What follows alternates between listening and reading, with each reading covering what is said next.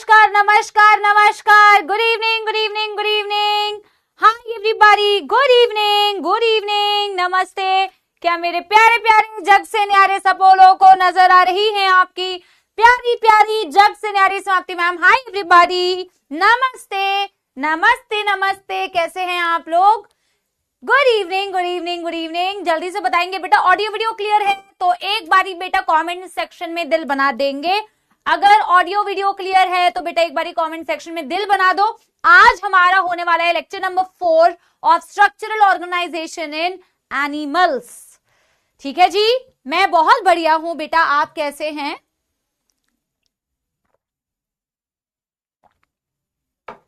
मैं बहुत अच्छी हूं, आप कैसे हैं? चलो ऑल गुड है। आज कोई शगुन अभी तक तो नहीं हुआ बेटा, ठीक है, आगे शगुन होगा तो देखी जाएगी बेटा। शगुन तो बेटा नियम है, ठीक है। तो इसी बात के साथ में मेरे प्यारे प्यारे जग से न्यारे सपोलों के पास कितना जोश है, एक बारी मुझे बताएंगे। हाउ इज द जोश एवरीबॉडी, हाउ इज द जोश to start with a new topic बेटा। आज हम एपिथेलियल टिश्यू को कंप्लीट कर देंगे और हम सेल जंक्शंस नाम के एक टॉपिक को पढ़ेंगे।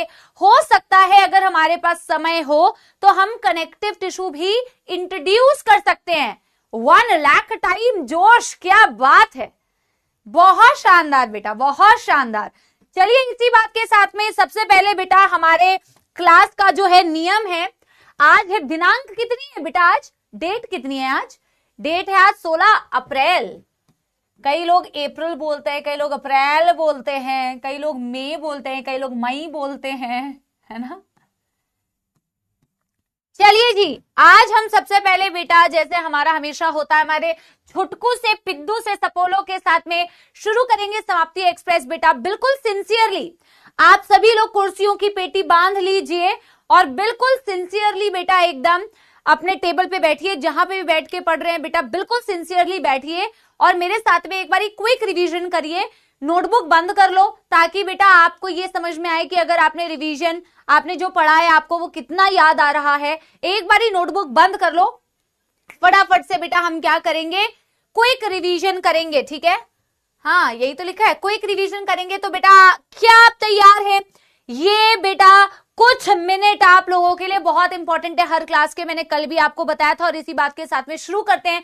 कल की क्लास में जो हमने पढ़ा था बेटा एपिथेलियम के बारे में। जितने भी बच्चे, मैं बार बार बोल रही हूं, नए आए हैं, आज हमारी चौथी क्लास है। आप प्लीज बेटा अगर फर्स्ट क्लास अटेंड कर रहे हैं तो आप पिछले 3 लेक्चर्स को जरूर देख के आइए। प्लीज स्पैम मत करना कि मैम मेरी पहली क्लास है, मेरी पहली क्लास है। आप प्लीज पहले 3 लेक्चर्स को देख के आइए, बाकी बच्चों को डिस्टर्ब नहीं करेंगे, ठीक है जी। हमने पढ़ा था बेटा कल की क्लास में types of epithelial tissue on the basis of, हमने सिंपल एपिथेलियम को क्लासिफाई किया था on the basis of structural modification. Structural modification के बेसिस पर हमने बेटा क्लासिफिकेशन की थी और स्ट्रक्चरल मॉडिफिकेशन के बेसिस पर हमने simple squamous epithelium, simple cuboidal epithelium, simple columnar epithelium, इन 3 पार्ट्स में आपके सिंपल एपिथेलियम को क्लासिफाई किया था।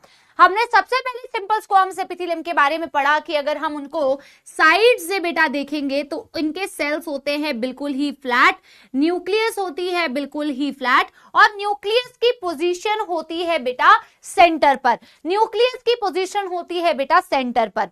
सिंपल स्क्वामस एपिथेलियम में खास बात और सबसे अच्छी बात ये कि मैम इस सिंपल स्क्वामस एपिथेलियम के फ्री सरफेस पर कोई भी मॉडिफिकेशन नहीं होता, जैसा आपको क्यूबॉइडल या कॉलमनार के केस में देखने को मिलता था। बच्चों याद आ रहा है, मैंने कहा था सिंपल स्क्वामस एपिथेलियम को जब तुम टॉप से देखोगे तो आपको लगेगा कि इन सेल्स की जो बाउंड्री है मैम वो बड़ी ही इरेगुलर बाउंड्री है और इस इरेगुलर बाउंड्री को आप स्पेशल प्रॉपर्टी बोलते हैं स्क्वामस सेल्स की। बड़ी ही रेगुलर बाउंड्री होती है इन सेल्स की।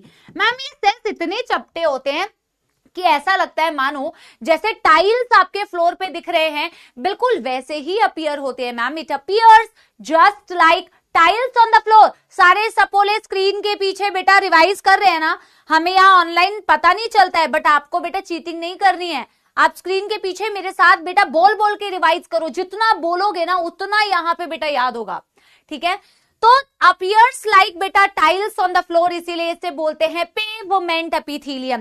मैम ये मेम्ब्रेन इतनी पतली होती है, इतनी पतली होती है कि यहां से डिफ्यूजन करवाना किसी भी चीज का या फिल्टरेशन करवाना मैम बेहद आसान होता है। और यही कारण है, अगर आप इसका एग्जाम्पल देखोगे तो आप देखोगे बॉडी में जिन भी पार्ट से डिफ्यूजन होता है, जिन भी पार्ट से फिल्टरेशन होता है, वहां मैम ये वाली एपिथेलियम होती है। और आगे आने वाले बेहतरीन ह्यूमन फिजियोलॉजी के चैप्टर्स में तो मैम आहा मजा आ जाएगा बेटा, जब मैं आपको ह्यूमन फिजियोलॉजी पढ़ाऊंगी, बच्चे उसके लिए बड़े एक्साइटेड होते हैं।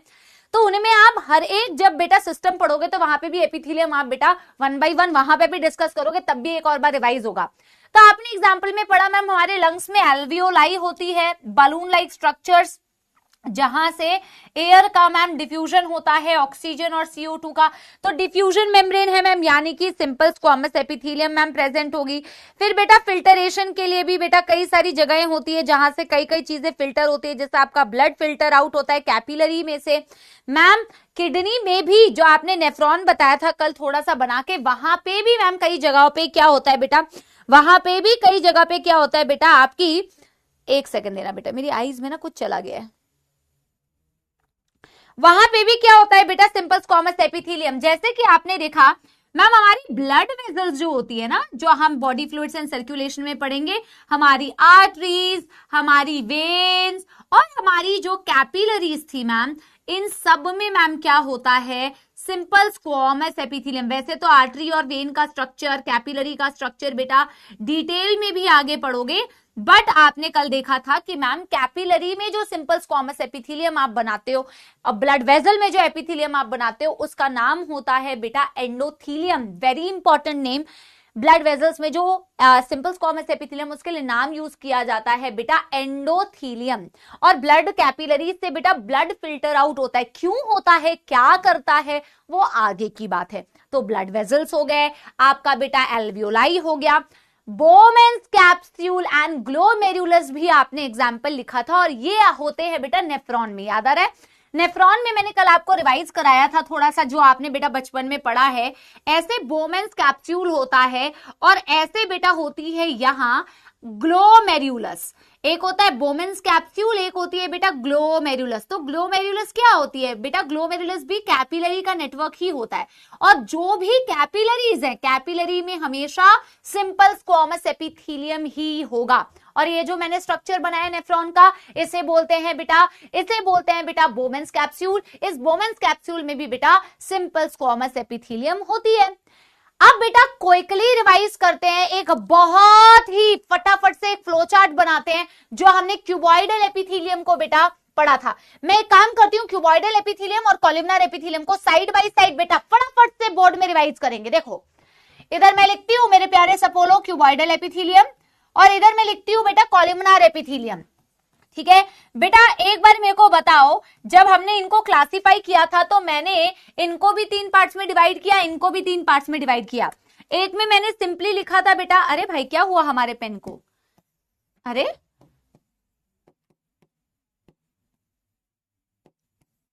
Oh my God, board hanging. एक में हमने लिखा था बेटा सिंपल क्यूबॉइडल, एक में हमने लिखा था ब्रश बॉर्डर्ड क्यूबॉइडल, और एक में हमने लिखा था सिलिएटेड क्यूबॉइडल। याद आ रहा है। और सेम बेटा हमने यहाँ पे लिखा था सिंपल कॉल्यूमिनार, हैंडराइटिंग पे मत जाना, डॉक्टरों वाली निकल रही है। एक हमने बेटा लिखा है ब्रश बॉर्डर्ड कॉल्यूमिनार, ठीक है, और एक हमने लिखा था बेटा सिलिएटेड कॉल्यूमिनार। याद आ रहा है कि नहीं, बिल्कुल सिमिलर टाइप में। फिर बेटा हम क्या करेंगे, हम इनका थोड़ा डायग्राम से समझे। अगर क्यूबॉइडल एपिथेलियम है तो मैम क्यूबिकल सेल्स होती है, न्यूक्लियस राउंड होता है, न्यूक्लियस की पोजीशन सेंटर होती है। सिंपल क्यूबॉइडल है तो फ्री सरफेस पर कोई मॉडिफिकेशन नहीं है। कॉलमनार एपिथेलियम में टॉल, पतले पतले स्लेंडर टॉल सेल्स होते हैं मैम, इलोंगेटेड सेल्स होते हैं मैम। न्यूक्लियस ओवल होता है और न्यूक्लियस की पोजीशन बेस पर होती है। इसके एपिकल सरफेस पर या फ्री सरफेस पर कोई मॉडिफिकेशन नहीं है, तो simple columnar. But ma'am cuboidal के ऊपर भी माइक्रोविलाई हो सकती है, तो ब्रश बॉर्डर्ड क्यूबॉइडल हो जाएगी मेरे प्यारे बच्चों। और मैम क्यूबॉइडल के ऊपर सीलिया भी हो सकती है, तो ये हो जाएंगे मेरे प्यारे बच्चों सिलिएटेड क्यूबॉइडल। मैम कॉलमनार के ऊपर भी माइक्रोविलाई लिखाई हो सकती है तो ये हो जाएंगे ब्रश बॉर्डर कॉलमनार, और कॉलमनार के ऊपर सीलिया भी हो सकती है तो ये हो जाएंगे सीलिएटेड कॉलमनार। सारी चीजें एक बारी में एक बोर्ड में रिवाइज हो गई। आप जितने भी टॉपर से पूछोगे बेटा, वैभव आपने देखा होगा, लक्ष्य हमारे अर्जुना से पढ़ा हुआ था, उसका आपने शायद देखा हो इंटरव्यू। शॉर्ट नोट्स कैसे बनाते थे बच्चे? बच्चे रिवाइज करते हैं ना तो ऐसे रिवाइज करते हैं, बिल्कुल इसी तरीके से रिवाइज करते हैं जैसे मैं लिख रही हूं, सजा सजा के नहीं लिखते हैं, बिल्कुल इसी तरीके से रिवाइज करते हैं और एक ही जगह पे ना सारी चीजें लिख लेते हैं। तो बड़ा ही छोटा सा कंसाइज्ड लास्ट मोमेंट रिवीजन के लिए एक चीज बन जाती है, बड़े फायदेमंद रहती है बेटा, है ना। एग्जांपल्स क्या थे बेटा? देखो, सिंपल क्यूबॉइडल एपिथेलियम हो या ब्रश बॉर्डर्ड क्यूबॉइडल एपिथेलियम हो, सिंपल कॉलमनार एपिथेलियम हो या ब्रश बॉर्डर्ड कॉलमनार एपिथेलियम हो, इनका काम होता है सिक्रीशन एंड एब्जॉर्प्शन करना। सिक्रीशन एंड एब्जॉर्प्शन करना, सिक्रीशन का मतलब होता है चीजों को बाहर रिलीज करना, एब्जॉर्प्शन का मतलब होता है चीजों को अंदर लेना। यस और अगर मैं बात करूं बेटा सिलिएटेड, तो सिलिएटेड का काम होता है मूवमेंट ऑफ सब्सटेंसेस। याद करो बेटा एग्जांपल सबसे इंपॉर्टेंट, हमने कहा सिंपल क्यूबॉइडल एपिथेलियम कहां होती है? हमारे नेफ्रॉन में डीसीटी डिस्टल कॉन्वोल्यूटेड ट्यूब्यूल हमारे थायराइड ग्लैंड में होती है, थायराइड फॉलिकल्स हमारे टेस्टिस और ओवरी में होती है। टेस्टिस और ओवरीज को गोनाड्स बोला जाता है बेटा, क्योंकि इनमें गैमीट्स बनती हैं, स्पर्म और ओवा। उनमें भी जर्मिनाल एपिथेलियम, जैसे आपने एंडोथेलियम नाम दिया था simple squamous epithelium of blood vessel, वैसे ही ओवरी और टेस्टिस में जो क्यूबॉइडल होती है सिंपल, उसको बोलते हैं जर्मिनाल एपिथेलियम। इसके अलावा बेटा क्या होती है? Brush bordered cuboidal epithelium, microvilli वाली क्यूबॉइडल एपिथेलियम, ये होती है proximal convoluted tubule. Very very important example. Ciliated cuboidal कहां होती है? छोटी ब्रोंकियोल्स में, कुछ होती है बड़ी ब्रोंकियोल्स, कुछ होती है छोटी ब्रोंकियोल्स। मैंने आपको कल ही एक डायग्राम के थ्रू भी दिखाया था। तो छोटी ब्रोंकियोल्स में होती है बेटा आपकी सिलिएटेड क्यूबॉइडल, बड़ी ब्रोंकियोल्स में होती है आपकी ciliated columnar. Ciliated columnar fallopian tube में भी होती है, जो फीमेल बॉडी के अंदर बेटा मेंस्ट्रुअल साइकिल में पीरियड्स के दौरान हर महीने जो एक अंडा बनता है, एग बनता है, आप पूरा डिटेल ह्यूमन रिप्रोडक्शन में पढ़ोगे तो वहां पे एग की मूवमेंट कराने का काम फैलोपियन ट्यूब के अंदर उस सीलिया का होता है। और यूनिडायरेक्शनल, आपने लास्ट टू लास्ट क्लास में बेटा ये चीज पढ़ी थी कि सीलिया हमेशा एक ही डायरेक्शन में मूव करती है। और आपने ये भी पढ़ा था जो हॉलो ऑर्गन्स होते हैं, जो अंदर से खाली होते हैं, जैसे फैलोपियन ट्यूब है ना, अंदर से हॉलो है, खाली है, जैसे कई स्पैमर्स का दिमाग, बिल्कुल उसी तरीके से बेटा सिलिएटेड एपिथेलियम आपको हॉलो ऑर्गन्स के अंदर मिलती है, जैसे फैलोपियन ट्यूब हो गया। बात करते हैं बेटा सिंपल कॉलमनार और brush border columnar. Overall example आप कह सकते हो GI tract, gastro intestinal tract, वहां अलग अलग जगह पे बेटा कहीं पे सिंपल कॉलमनार मिलेगी, कहीं पे ब्रश बॉर्डर्ड कॉलमनार मिलेगी। जैसे इंटेस्टाइन हो गया, वहां बड़ी तगड़ी रीएब्जॉर्प्शन होती है बेटा, और वहां पे क्या होता है बेटा, वहां पे आपके पास ब्रश बॉर्डर्ड कॉलमनार एपिथेलियम होती है। स्टमक हो गया बेटा, वहां पे आपको सिंपल कॉलमनार एपिथेलियम भी मिलती है। फिर आपके पास बेटा गॉबलेट सेल्स हो गए, जो आज हम वापस से पढ़ेंगे, म्यूकस सिक्रीट करते हैं। म्यूकस एक चिपचिपा पदार्थ है और mucus secreting goblet cells are again an example of brush bordered columnar epithelium. ठीक है, एक बारी बेटा मेरे लिए दिल तो बना ही सकते हो यार, इतना तो बेटा कर ही सकते हो। आप लोगों को क्विकली रिवाइज करा दिया। मुझे बताएंगे क्या आप लोगों को बेटा मैक्सिमम कंटेंट याद हो रहा है क्लास में या नहीं? जल्दी बताओ। यस, हमारा बेटा पिछला कंटेंट बिल्कुल रिवाइज हो गया। यस, बिल्कुल रिवाइज हो गया बेटा, एकदम डन डन एंड डन। सबसे पहले जो हमने बेटा कई लोगों के परेशानियों की वजह से कल रिवाइज, देखो चैट की स्पीड, ये होता है प्यार। ओ माय गॉड, अभी देखो तुम लास्ट तक आते आते तुम्हारा प्यार अगर 10 टाइम्स 100 टाइम्स ज्यादा नहीं हुआ ना, फिर देख लेना।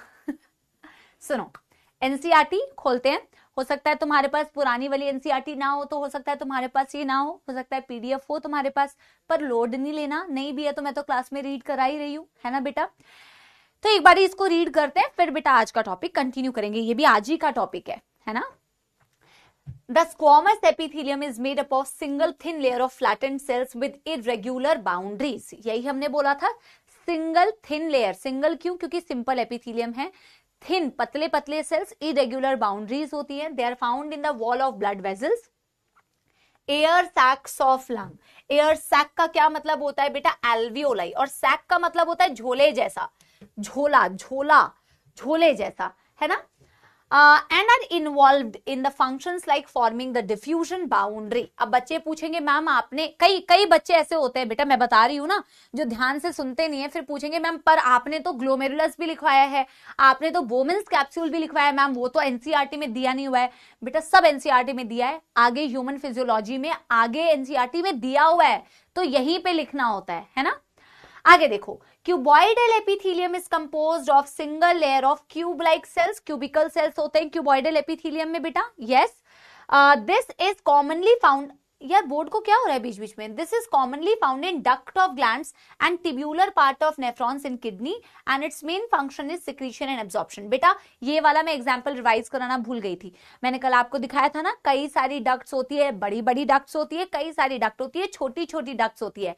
जैसे हमने पैंक्रियाज में बनाया था ना बेटा, पैंक्रियाज में एक लंबी डक्ट होती है, इसमें कंपाउंड एपिथेलियम होती है, आज मैं पढ़ाऊंगी, और इनमें छोटी डक्ट्स भी होती है। तो छोटी डक्ट्स में होती है बेटा simple cuboidal epithelium, very important बेटा, क्योंकि ना इसमें बच्चा अक्सर कंफ्यूज होता है। तो ये वाला जो पॉइंट है ना बेटा, डक्ट ऑफ ग्लैंड्स, ये बहुत ज्यादा इंपॉर्टेंट है, क्योंकि बड़ी डक्ट्स में कंपाउंड होती है, छोटी डक्ट्स में बेटा सिंपल क्यूबॉइडल होती है ना। वेरी इंपॉर्टेंट बेटा, मैं वो वाले पॉइंट्स बता रही हूं जहां तुम गलती करोगे। Epithelium of proximal convoluted tubule, देखो इसमें और भी क्या लिखा हुआ है, commonly found in duct of glands and tubular part of nephron. Tubular का क्या मतलब है? Proximal convoluted tubule, distal convoluted tubule, इसीलिए इसको बोला बेटा टिब्यूलर पार्ट ऑफ नेफ्रॉन, ठीक है। Epithelium of proximal convoluted tubule in the nephron has microvilli, मतलब कि brush bordered cuboidal epithelium. The columnar epithelium is composed of single layer of tall and slender cells. Their nuclei is located at the base. Free surface may have microvilli. They are found in the lining of stomach and intestine. Help in secretion and absorption. तो columnar का भी secretion absorption, cuboidal का भी secretion and absorption, और इनमें GI tract में example आपने columnar के देखे थे, exactly बेटा यही चीज हमने mention की है। आगे देखो बेटा, अब एक बहुत इंपॉर्टेंट बात, आप एनसीईआरटी को किस तरीके से नोट्स में लिखते हो ये क्यों जरूरी होता है? क्योंकि उससे आपको ना बेटा टॉपिक की बेटर क्लैरिटी मिलती है। अब हमने क्या किया है, हमने कितनी अच्छी तरीके से, जब हमने क्यूबॉइडल लिखा तो वहीं पे हमने क्यूबॉइडल की मॉडिफिकेशन लिख दी कि उसमें सीलिया भी हो सकता है। कॉलमनार लिखा तो हमने वहीं पे मेंशन कर दिया कि उसके ऊपर सीलिया भी हो सकता है। स्क्वामस बनाया तो हमने मेंशन कर दिया भैया स्क्वामस के ऊपर कोई मॉडिफिकेशन नहीं होती। इन्होंने सीलिएटेड एपिथेलियम अलग से दिया हुआ है, बच्चा कंफ्यूज हो जाता है, अच्छा सीलिएटेड एपिथेलियम मैम किसके अंडर आता है? आपने तो कहा सिंपल एपिथेलियम सिर्फ 3 ही पार्ट्स में डिवाइडेड है, simple squamous, simple cuboidal, simple columnar. तो कंफ्यूजन ना हो, हमने बेटा उस चीज को कॉलमनार और क्यूबॉइडल के अंडर ही लिखा है, आप अलग से भी लिख सकते हो बट लोड नहीं लेना, बात वही लिखी हुई है। देखो if the, very important line बेटा एनसीईआरटी की, इफ द कॉलमनार और क्यूबॉइडल, देखो स्क्वामस सेल की बात नहीं की है, if the columnar or cuboidal cell bear cilia on their free surface, they are called as ciliated epithelium.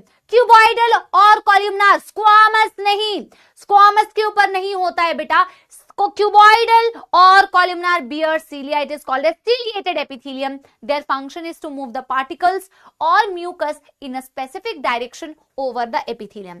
epithelium में म्यूकस को या किसी भी पार्टिकल को एक पर्टिकुलर डायरेक्शन में मूव करने का काम करती है।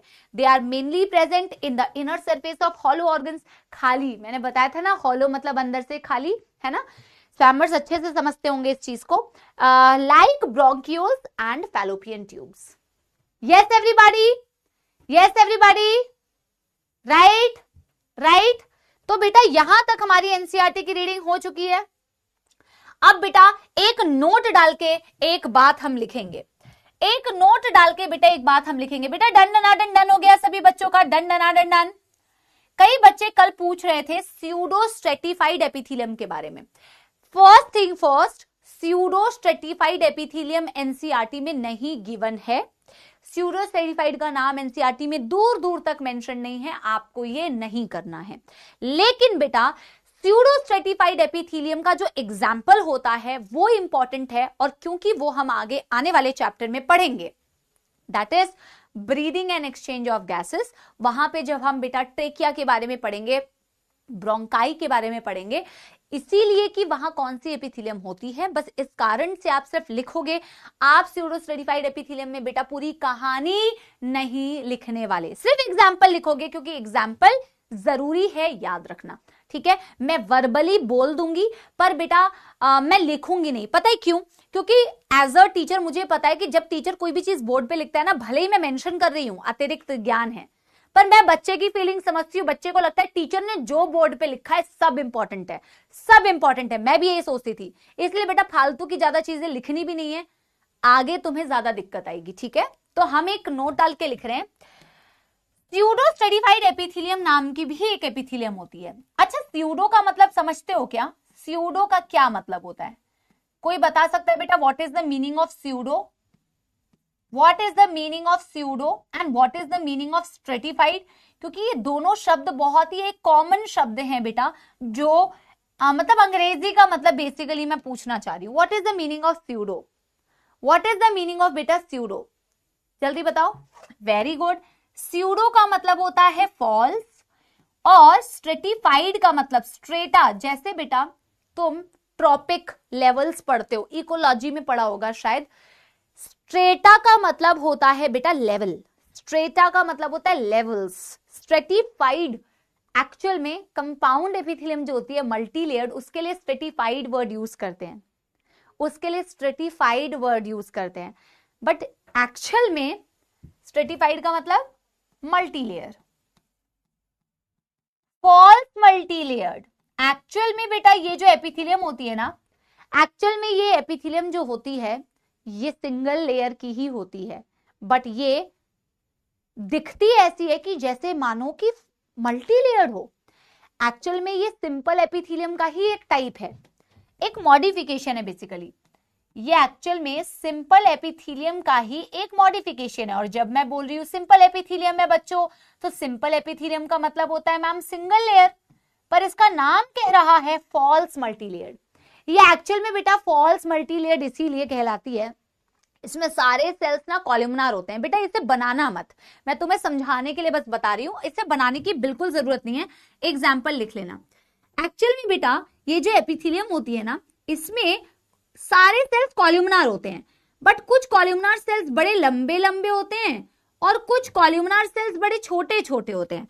सारे कॉलमनार हैं, बट कुछ कॉलमनार बहुत ज्यादा लंबे, कुछ कॉलमनार सेल्स बेटा बहुत ज्यादा छोटे, ठीक है।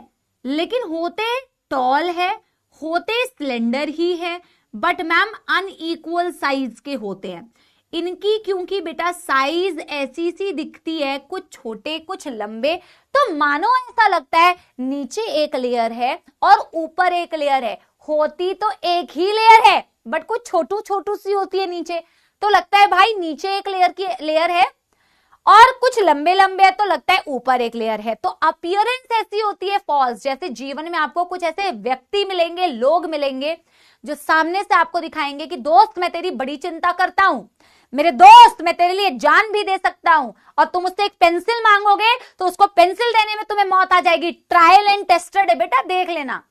तो बिल्कुल वैसे ही झूठी एपिथेलियम ये होती है, दिखावा, ऐसा लगता है मल्टी लेयर्ड है पर होती नहीं है बेटा। समझ में आ रही है बात? सारे मतलब कॉलमनार सेल्स हैं बट इक्वल साइज के नहीं है, लंबे छोटे, इसीलिए से स्यूडो स्ट्रेटिफाइड बोलते हैं। एनसीईआरटी में नहीं है, लेकिन एग्जाम्पल बेटा मैं आपको एक बताना चाहती हूं। Pseudo stratified ciliated epithelium, pseudo stratified ciliated epithelium बेटा होती है जिनमें सीलिया प्रेजेंट होंगे। ऑफ कोर्स अगर मैं इसके ऊपर ऐसे सीलिया बना दूं तो ये क्या हो जाएंगी बेटा, सीलिएटेड स्यूडो स्ट्रेटिफाइड। इसका एग्जांपल बस याद रख लो, अपनी जो ट्रेकिया होती है और अपनी जो ब्रोंकाई होती है बेटा, ब्रोंकियोल नहीं, ब्रोंकियोल में तो तुमने सिलेटेड कॉलमनार भी पढ़ा, लार्ज ब्रोंकियोल्स, स्मॉल ब्रोंकियोल्स में तुमने सिलेटेड क्यूबॉइडल पढ़ा। I am not talking about bronchioles, I am talking about bronchi. Detail में ब्रीदिंग वाले चैप्टर में पढ़ेंगे, ट्रेकिया, ब्रोंकाई, ब्रोंकियोल्स। तो आपकी जो ब्रोंकाई होती है, आपकी जो ट्रेकिया होती है बेटा, उसमें होती है स्यूडो स्ट्रेटिफाइड सीलिएटेड एपिथेलियम, ठीक है। यस, तो मैं कह रही हूं इट इज सिंगल लेयर्ड मैं लिख ही देती हूँ बेटा, वरना तुम में से कई सपोले बड़ा परेशान करेंगे। एक लाइन में लिख देती हूँ, single layered but appears multi-layered, appears multi-layered due to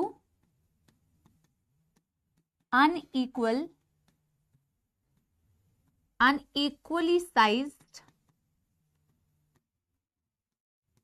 columnar cells. Unequally sized columnar cells, ठीक है। इसे हम लिख देते हैं बेटा अतिरिक्त ज्ञान। अतिरिक्त ज्ञान का मतलब होता है बेटा, अतिरिक्त ज्ञान का मतलब होता है बेटा एक्स्ट्रा ज्ञान जो आपको पढ़ने की जरूरत नहीं है, ठीक है। अतिरिक्त ज्ञान का मतलब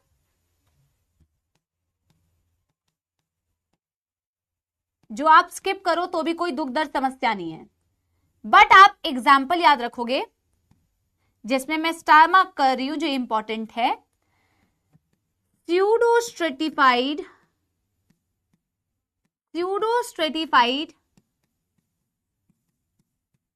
ciliated epithelium, pseudostratified ciliated epithelium is present in trachea, आपकी विंड पाइप होती है बेटा ट्रेकिया, एंड लार्ज ब्रोंकियो नहीं, एंड ब्रोंकाई, लार्ज ब्रोंक्यूल्स नहीं यार, एंड ब्रोंकाई। बेटा इसे फटाफट से डन कर लो।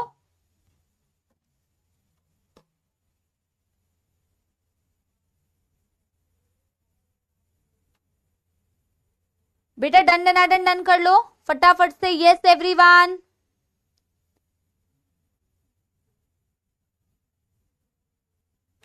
और जब हो जाए बेटा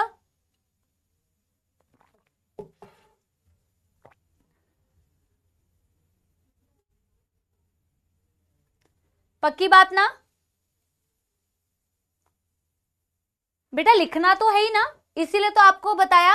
ये इसीलिए मैंने स्टार मार्क किया है क्योंकि बेटा ट्रेकिया में क्या होता है और ब्रोंकाई में क्या होता है ये आपको पता होना चाहिए, ठीक है मेरे प्यारे बच्चों।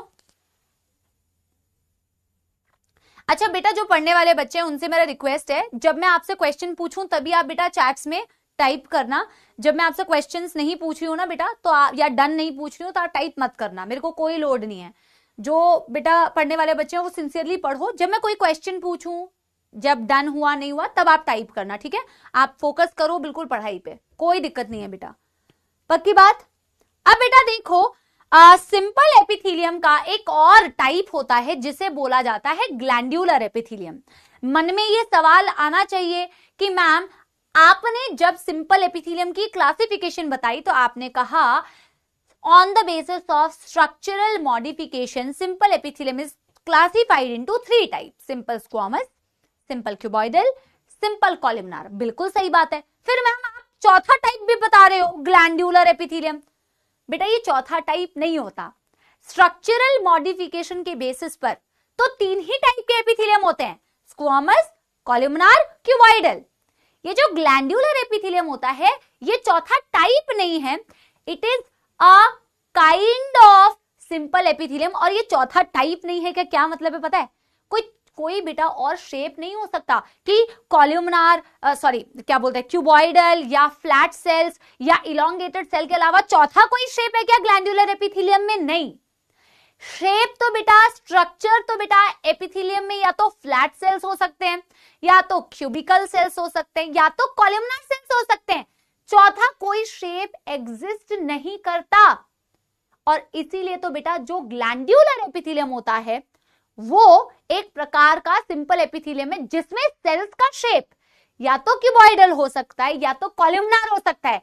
इसीलिए आप वही 3 लिखते हैं।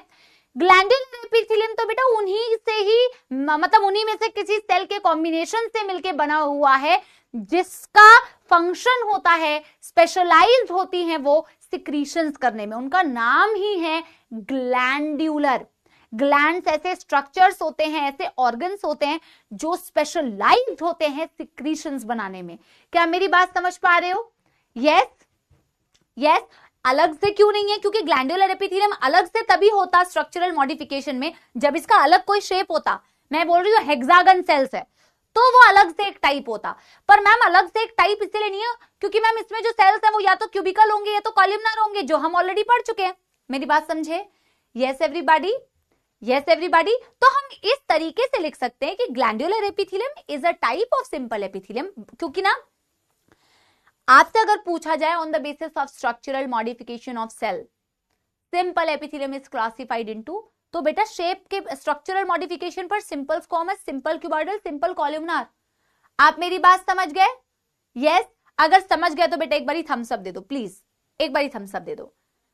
ग्लैंडुलर एपिथेलियम में अलग से कोई शेप थोड़ी होता है मैम, उन्हीं में से जो सेल्स है क्यूबॉइडल और कॉलमनार। फ्लैट सेल्स नहीं होती ग्लैंडुलर एपिथेलियम में, फ्लैट सेल्स नहीं होती, सिर्फ क्यूबॉइडल या कॉलमनार सेल्स। और ये जो ग्लैंडुलर एपिथेलियम में इसमें जो क्यूबॉइडल और कॉलमनार सेल्स से मिलके ये बनी है, इन्हें ग्लैंडुलर इसलिए बोलते हैं because they are specialised for secretions. जैसे आप कई सारे ग्लैंड्स बेटा पढ़ोगे, स्वेट ग्लैंड, पसीना आता है बेटा, sweat gland, oil gland, sebaceous gland, oil secrete होता है बेटा, कई लोग बोलते हैं ना मेरा फेस बड़ा ऑयली है, ऑयल ग्लैंड्स। मैमरी ग्लैंड्स बेटा, मिल्क बनता है ना। इसके अलावा बेटा आपके कितने सारे, आप केमिकल कोऑर्डिनेशन वाले चैप्टर में ग्लैंड्स पढ़ोगे, एंडोक्राइन ग्लैंड्स होते हैं कितने, pituitary gland, hypothalamus, thyroid gland, etcetera etcetera, कितने नाम है। पर फिलहाल हम इसके बारे में सबसे पहला पॉइंट लिखेंगे प्यारे सपोलो, मेरे साथ में लिखो, it is a type of simple epithelium. It is a type of simple epithelium having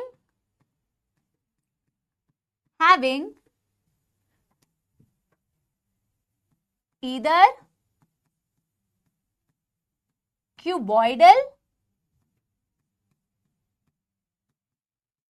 or columnar, either cuboidal or columnar cells specialized for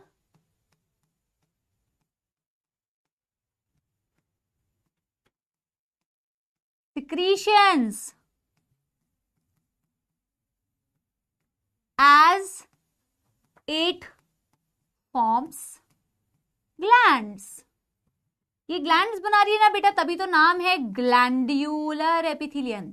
आप ग्लैंड्स को कैसे बेटा वो कर सकते हो, डिफाइन कर सकते हो? मैम ग्लैंड्स ऐसे स्ट्रक्चर्स होते हैं, ऐसे ऑर्गन्स होते हैं जो सिक्रीशंस फॉर्म करते हैं।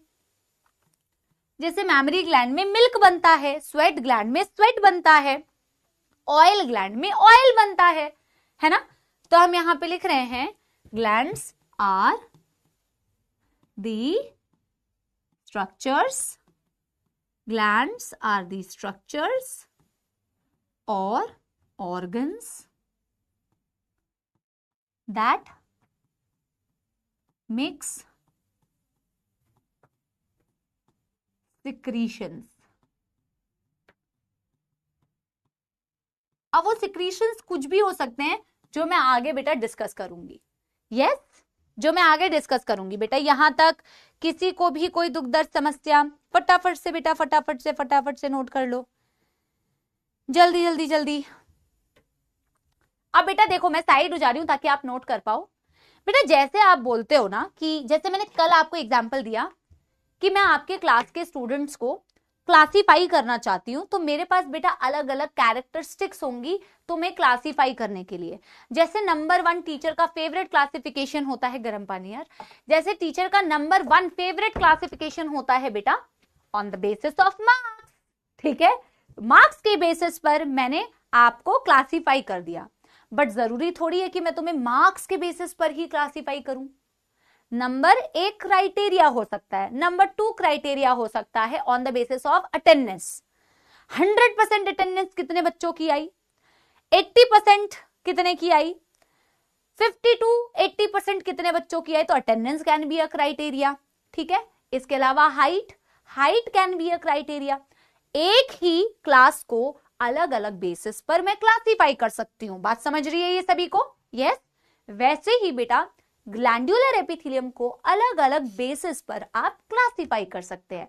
है तो वही ग्लैंडुलर एपिथेलियम, है तो वही क्लास, वही स्टूडेंट्स, बट मैंने उसको क्लासिफाई करने के लिए अलग अलग कैरेक्टरिस्टिक्स का यूज किया, राइट। अगर मैं अपने ग्लैंडुलर एपिथेलियम को क्लासिफाई करना चाहूं तो अकॉर्डिंग टू एनसीईआरटी, सबसे इंपॉर्टेंट है एज पर एनसीईआरटी, तो एनसीईआरटी के अकॉर्डिंग नंबर 1 क्लासिफिकेशन हम ग्लैंडुलर एपिथेलियम की करते हैं on the basis of number of cell. Number of cells के अनुसार आप ग्लैंडुलर एपिथेलियम को क्लासिफाई कर सकते हैं as unicellular glands and multi cellular glands, ठीक है। चलिए जी, आप हेडिंग डालेंगे क्या? Classification of glandular epithelium, classification of glandular epithelium,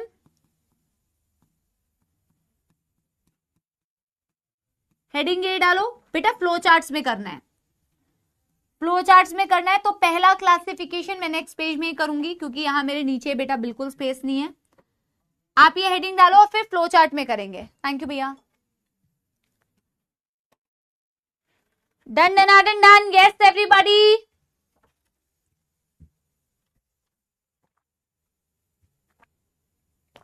Ananya बेटा ध्यान से नहीं सुन रही तू।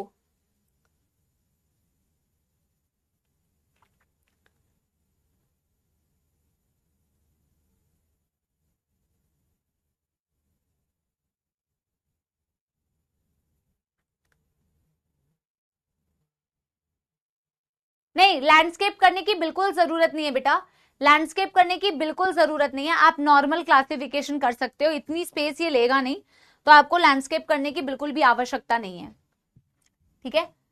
तो हम सबसे बेटा ऐसे करके करेंगे, सेंटर पे लिखेंगे और फिर इसकी एक क्लासिफिकेशन इधर एक इधर, बहुत ज्यादा स्पेस ये लेगा नहीं, तो कोई लोड नहीं है, ठीक है। तो हम सबसे पहले लिख रहे हैं बेटा number 1 on the basis of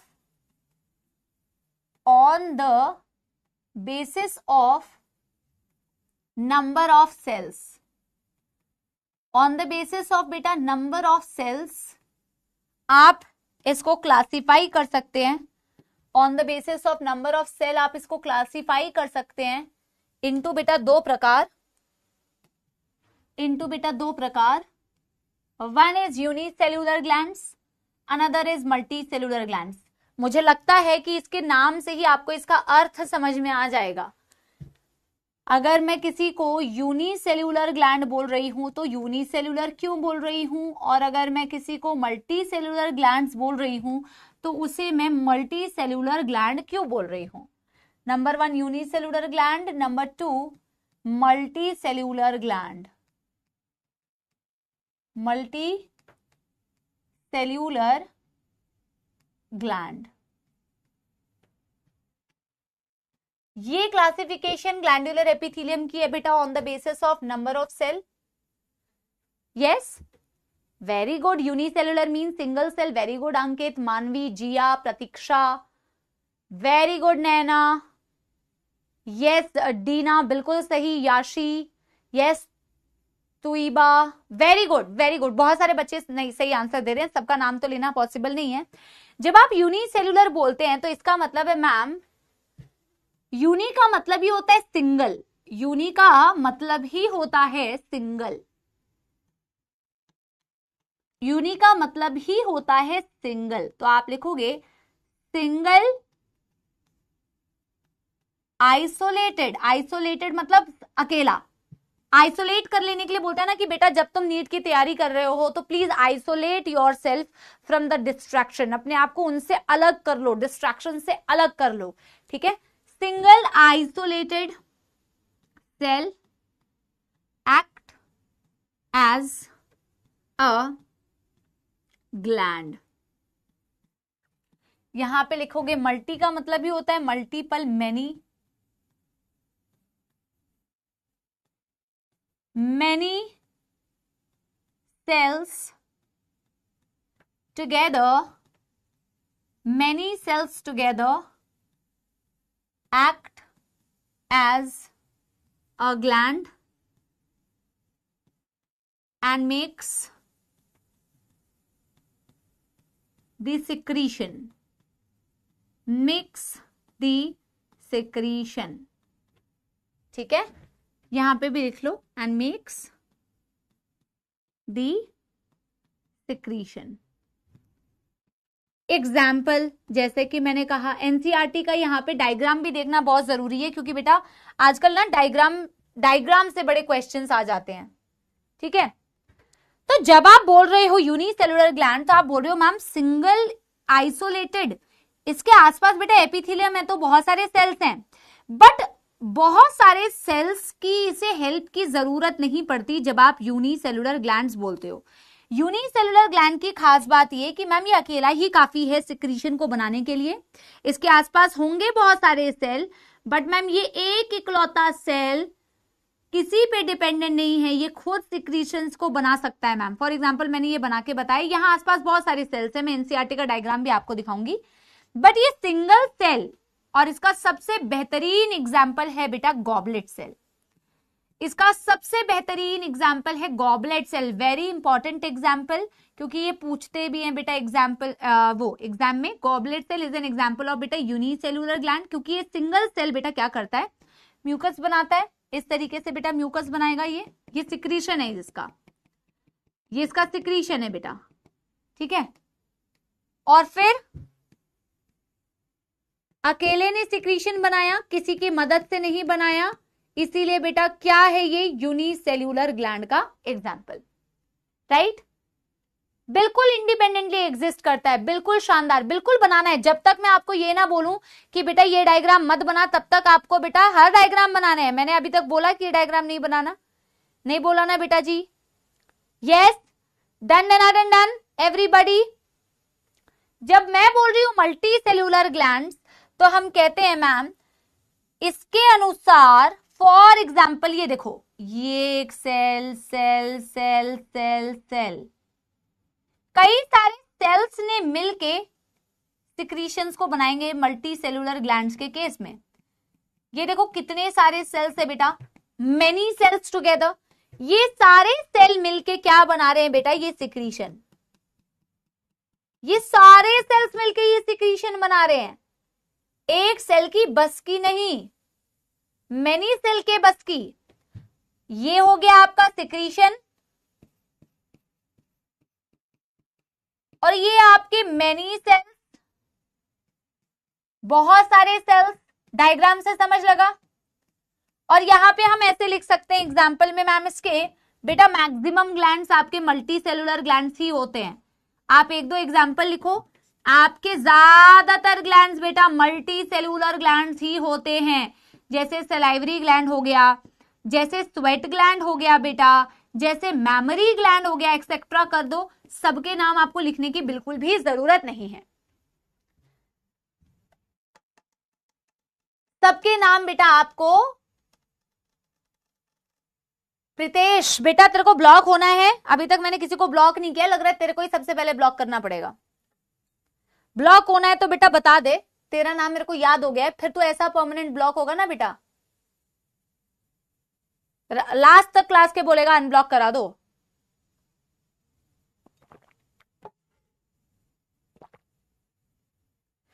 खुशी बेटा ग्लैंड का मतलब है ऐसा कोई भी स्ट्रक्चर जो सिक्रीशन कर रहा है. जब तो यूनिसेलुलर बोल रही है ना बेटा, तो एक सिंगल सेल के पास ये पोटेंशियल है कि वो खुद सिक्रीशन बना सकता है, उसको बाकी सेल्स की जरूरत नहीं है बेटा. समझ रही है? Yes, done done done done करो बेटा, done done done done done done done done.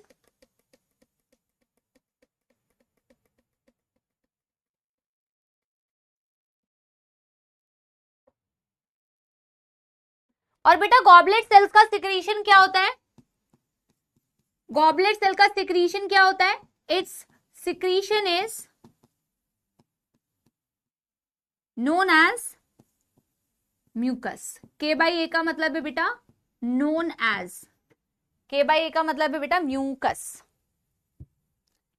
Goblet cells बेटा आपके इंटेस्टाइन में भी प्रेजेंट होते हैं, जीआई ट्रैक्ट में ही होते हैं बेटा आपके गॉबलेट सेल्स, बहुत सारी जगह पे होते हैं।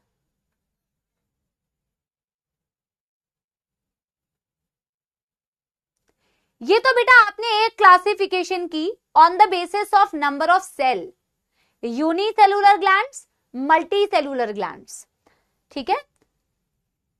ऑन द बेसिस ऑफ बेटा now how they pour their secretions, अपने सिक्रीशंस को कैसे पोर करता है। गॉबलेट सेल्स बेटा जैसे मैंने बताया ना आपके इंटेस्टाइन में होते हैं, है ना, आपके जीआई ट्रैक्ट, गैस्ट्रोइंटेस्टाइनल ट्रैक्ट। एक बारी मैं आपको एनसीईआरटी से बेटा यूनिसेलुलर और मल्टी सेलुलर का डायग्राम दिखाती हूँ।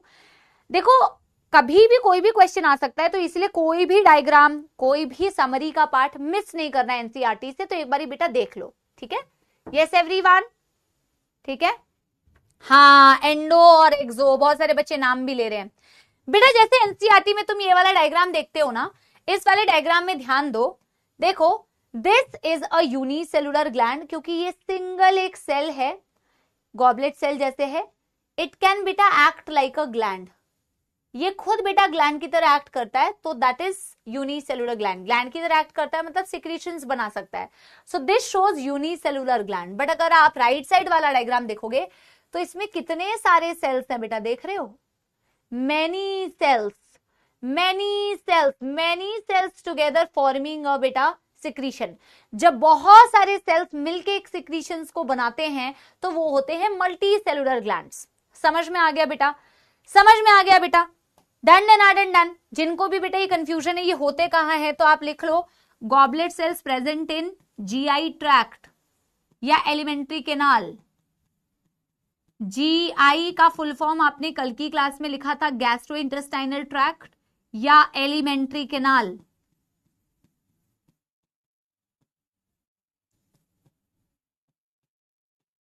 ठीक है।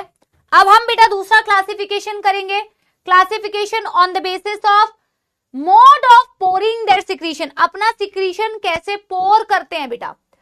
Number 2 classification is on the basis of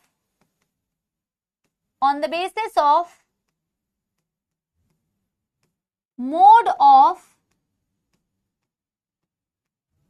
pouring their secretion. Pour करने का क्या मतलब होता है, पोर मतलब डालना, पोरिंग देयर सिक्रीशन। जैसे कोई बोलता है ना चाय पोर कर दो, मतलब चाय डाल दो कप में,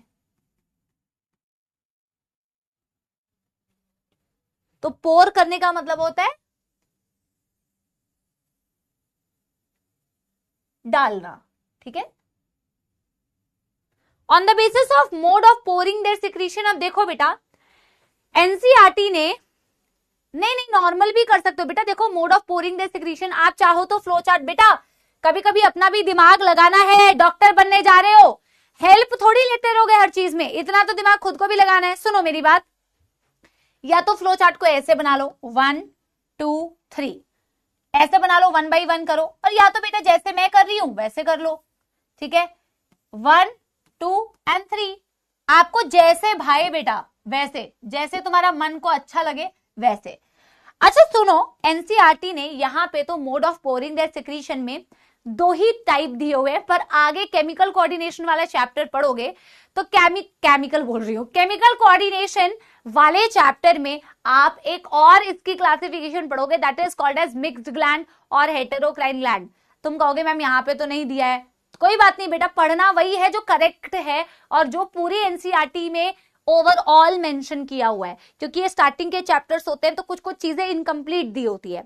अपना सिक्रीशन कैसे पोर कर रहा है मैम, कुछ ग्लैंड्स होते हैं जो, देखो ग्लैंड्स है तो सिक्रीशंस बना रहे हैं, चाहे वो मैम क्या बोलते हैं एंडोक्राइन ग्लैंड हो, चाहे वो एक्सोक्राइन ग्लैंड हो, चाहे वो हेटेरोक्राइन ग्लैंड हो या मिक्स्ड ग्लैंड हो, ग्लैंड है तो सिक्रीशन बना तो रहा है, बट वो अपने सिक्रीशन को पोर यानी बाहर कैसे बेटा निकाल रहा है, किसके थ्रू निकाल रहा है, उस बेसिस पर आप इसको क्लासिफाई कर रहे हैं into endocrine, exocrine and mixed gland या हेटेरोक्राइन ग्लैंड्स, राइट? वेरी नाइस, कई सारे बच्चे एग्जाम्पल्स भी दे रहे हैं, बहुत शानदार, very very good, very very good बेटा, वेरी वेरी नाइस।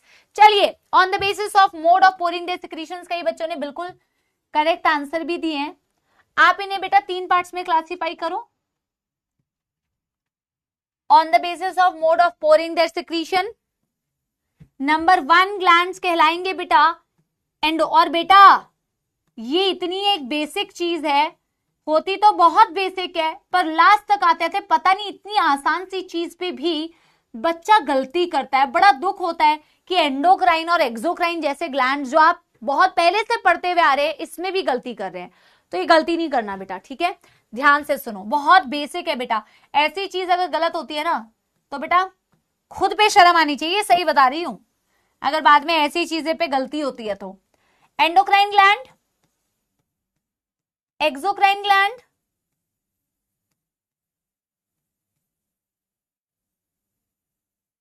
एंड बेटा एक होती है नंबर 3 हेटेरोक्राइन ग्लैंड या मिक्स्ड ग्लैंड। हेटेरोक्राइन, इसी को बेटा मिक्स्ड ग्लैंड भी बोलते हैं, इसी को बेटा कंपोजिट ग्लैंड भी बोलते हैं। सेम चीज है, बस अलग अलग नाम है। सेम चीज है बेटा, बस अलग अलग नाम है।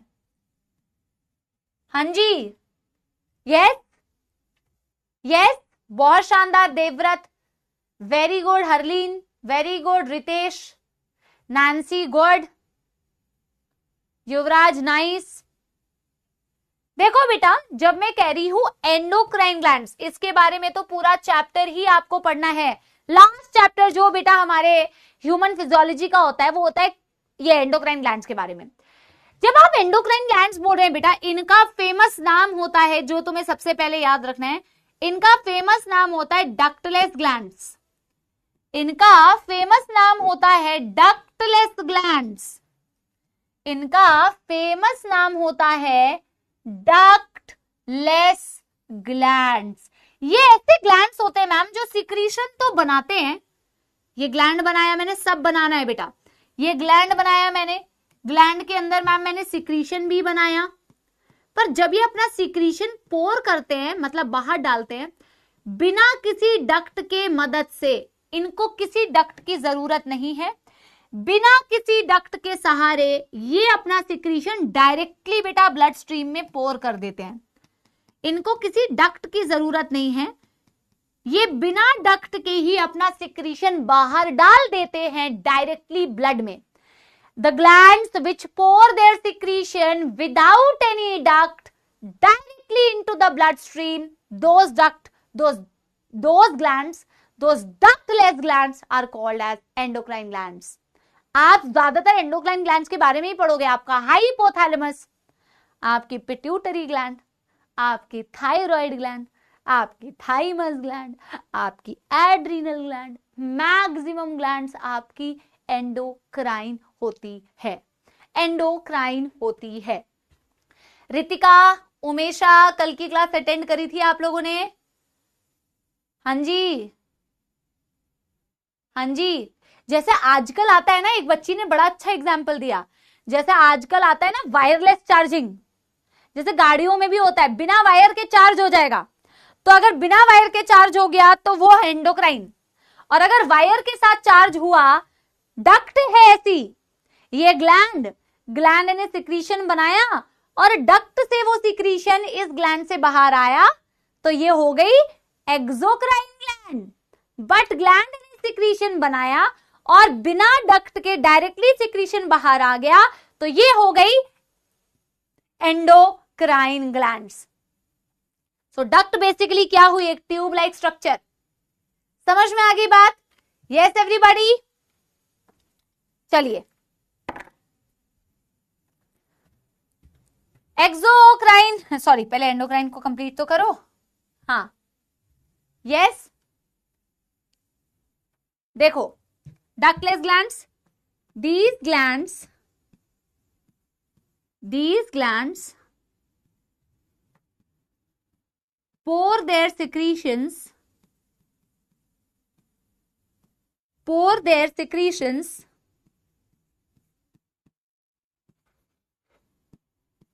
directly into the bloodstream,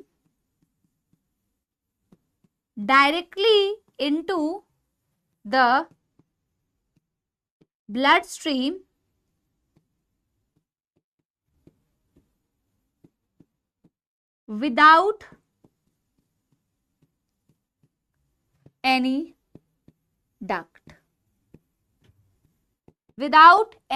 duct. ठीक है, यहां पे हम क्या बोलेंगे? glands that pour their secretion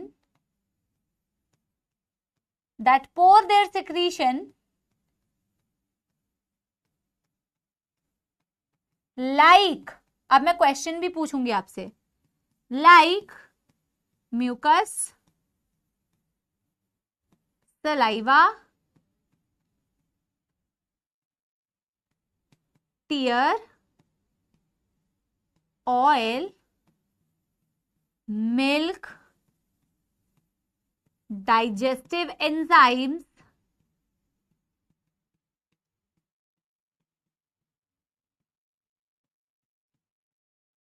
etc. with the help of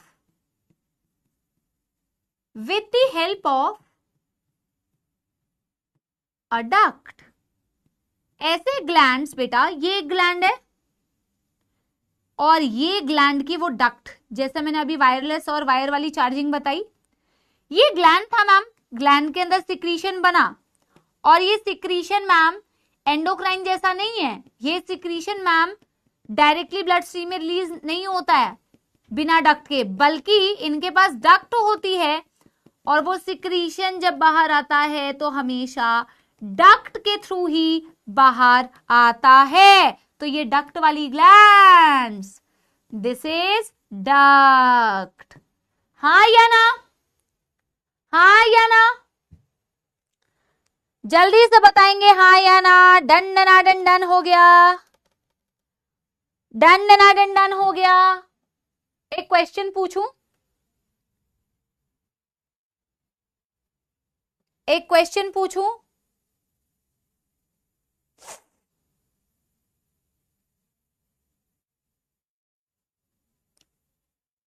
चलो पोल भी क्रिएट कर देते हैं क्योंकि तुम्हारे पास पोल थोड़ा लेट जाता है। ठीक है, साइड में क्वेश्चन पूछते हैं, पहले क्वेश्चन छुपा लेती हूं।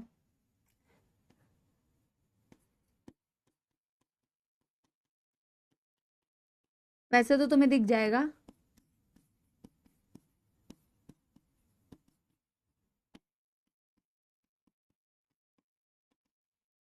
जैसे टॉपर लोग अपना नोटबुक छुपा के करते हैं ना, बिल्कुल वैसा। चलो पोल कंडक्ट करते हैं पहले तो।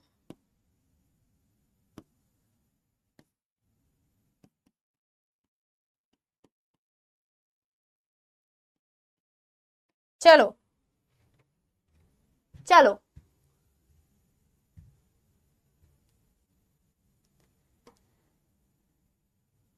जल्दी जल्दी जल्दी एक बारी देखते हैं, ट्राई करते हैं हमने भी पोल बेटा।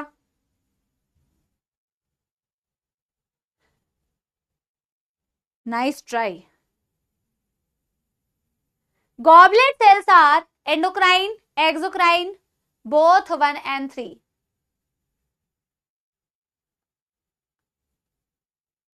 वन, टू और 3 मतलब ए बी सी ऑप्शन है आपके पास। देखते हैं कितने बच्चे अपना दिमाग लगा के आंसर दे रहे हैं और कितना बच्चे बिना दिमाग लगाए ही आंसर दे रहे हैं। देखते हैं, चलो चलिए जी। पोल स्टॉप्ड, स्टॉप पोल। आंसर देते हैं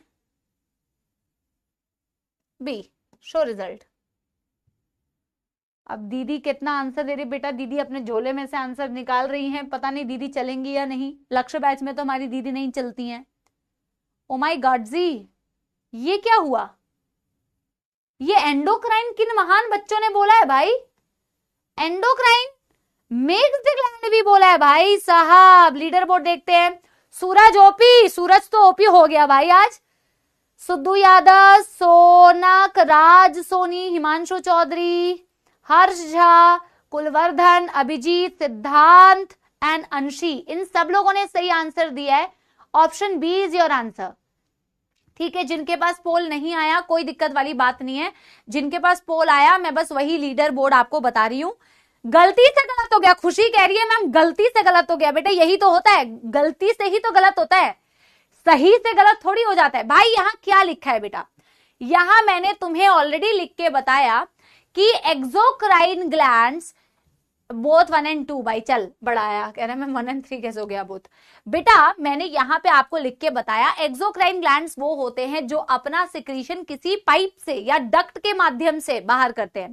तो डक्ट के माध्यम से बाहर करने में मैंने लिखा भी था glands that pour their secretions like mucus, like saliva, like tear, oil, milk, digestive enzymes. मतलब जितने भी आपके ज्यादातर ग्लैंड्स डाइजेस्टिव एंजाइम्स रिलीज करते हैं, या आपके मिल्क प्रोड्यूसिंग ग्लैंड्स होते हैं यानी मैमरी ग्लैंड, या ऑयल प्रोड्यूसिंग ग्लैंड्स होते हैं यानी ऑयल ग्लैंड, या टीयर प्रोड्यूसिंग ग्लैंड्स होते हैं टीयर ग्लैंड, या सलाइवा प्रोड्यूसिंग ग्लैंड्स होते हैं सलाइवरी ग्लैंड, या म्यूकस प्रोड्यूसिंग ग्लैंड्स होते हैं यानी गॉबलेट सेल, ये सारे होते हैं एक्सोक्राइन। क्या चमका की नहीं, क्या चमका की नहीं? जल्दी बताओ, एक थम्स अप, जल्दी बताओ बेटा। यही तो इन टॉपिक की खूबसूरती होती है। जब लास्ट में इस पूरे चैप्टर के क्वेश्चन प्रैक्टिस करेंगे तो तुम ऐसे ही गलती से गलत करोगे बेटा, ठीक है। अनफेयर पोल, अरे वैभव बेटा कोई नहीं बेटा, पोल से क्या होता है, तुम्हें नीट में टॉप करना है बेटा। यहां टॉप तो बेटा करने से वैसे भी क्या मतलब है, नीट में टॉप करना है, फिर इंटरव्यू होगा, फिर मिलेंगे, चाय पार्टी करेंगे भाई, ठीक है। तो नीट में करना है बेटा, यहां तो कोई बात नहीं, गलतियां करो, खूब गलतियां करो और गलतियों से सीखो। यानी कि मैं बेटा यहां पे लिख सकती हूं ना, यानी कि इसके अनुसार बेटा मैं लिख सकती हूं कि नहीं बेटा यहां कि मैम इसके अनुसार आप कह सकते हो हमारी जो सलाइवरी ग्लैंड्स हो गई, हमारी सलाइवरी ग्लैंड्स, हमारे गॉबलेट सेल, हमारे टीयर ग्लैंड, हमारा स्वेट ग्लैंड, हमारा स्वेट ग्लैंड, हमारा ऑयल ग्लैंड। बेटा ऑयल ग्लैंड के लिए एक और नाम यूज होता है सीबेशियस, मेरे साथ साथ में बोलो सीबेशियस ग्लैंड। बेटा ऑयल ग्लैंड के लिए एक और नाम यूज होता है सीबेशियस, सीबेशियस, ठीक है, सीबेशियस, मेरे साथ बोलो। ऑयल ग्लैंड ऑयल प्रोड्यूस करे, उसका दूसरा नाम होता है सीबेशियस, ठीक है। इसके अलावा मैमरी ग्लैंड एक्सेट्रा, ये जितने भी सिक्रीशंस मैंने लिखे हैं बेटा, ये सारे सिक्रीशंस एक्सोक्राइन हैं, यानी कि ये सारे ग्लैंड्स एक्सोक्राइन हो गए। Done done and done, simple सी बात थी मैम। मैम हेटेरोक्राइन या मिक्स्ड, इसका मतलब तो ऑलरेडी हमें समझ में आ रहा है, जो थाली का बैंगन होता है ना इधर का होता है ना उधर का होता है। ग्लैंड्स दैट हैज, मतलब बेटा इधर का होता है उधर का नहीं, जिसके पास दोनों का होता है, ठीक है। I mean the glands that has both endocrine as well as exocrine part, दोनों है, इसीलिए तो मिक्स्ड ग्लैंड है, इसीलिए तो कंपोजिट ग्लैंड है, इसीलिए तो हेटेरोक्राइन ग्लैंड्स है। बिल्कुल सही तनीषा। एक ही एग्जाम्पल लिखेंगे जो सबसे फेमस है, दूसरा कोई एग्जाम्पल नहीं लिखेंगे। केमिकल कोऑर्डिनेशन वाला जो चैप्टर है बेटा, जब वो चैप्टर पढ़ेंगे तो और डिटेल में इसकी डिस्कशन कर सकते हैं, ठीक है। पैंक्रियाज जो सबने नाम सुना हुआ है, हम यहाँ पे वो वाला बेटा नाम लिखने वाले हैं।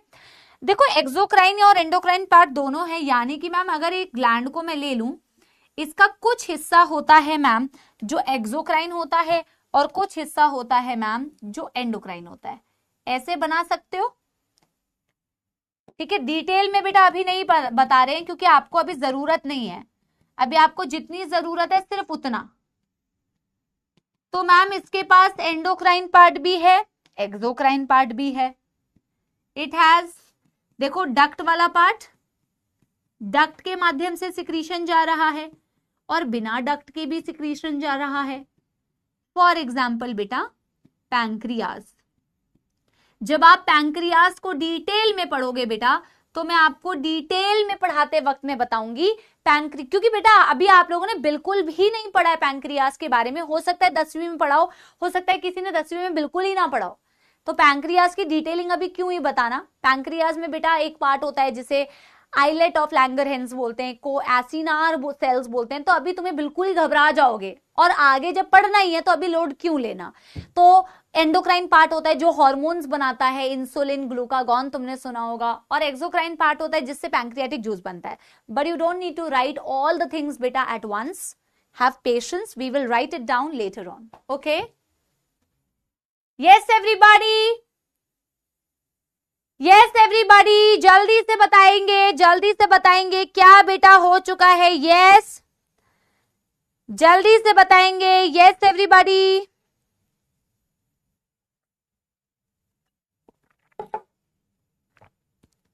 Done done done done.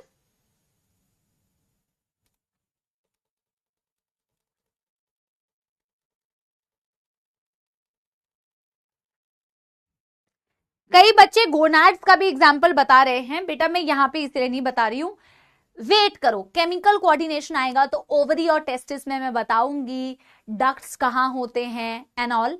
ठीक है, अभी इतना ही लिखो, that is sufficient, trust me ना। यस, डन हो गया। एक बारी एनसीईआरटी की रीडिंग करें बेटा, ग्लैंड्यूलर एपिथेलियम की एनसीईआरटी की रीडिंग करें बेटा एक बारी।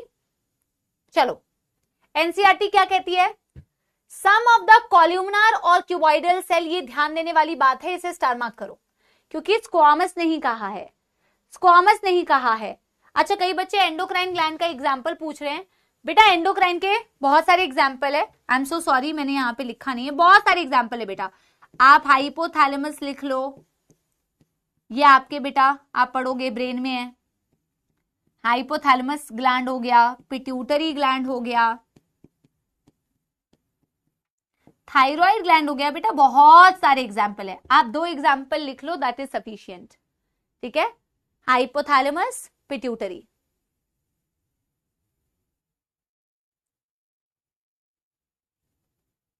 Okay,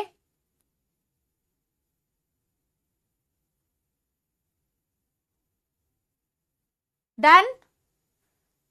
So there are quite a lot of examples, but we do not need to write all at once. Okay, have patience, my future doctors, do not be patient, have patience। इतनी अंग्रेजी ऊपर से ना चली जाए तुम्हारे।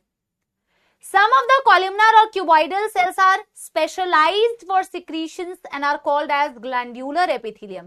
कुछ columnar और cuboidal cells में specialized होते हैं secretions के लिए, उन्हें glandular epithelium कहा जाता है।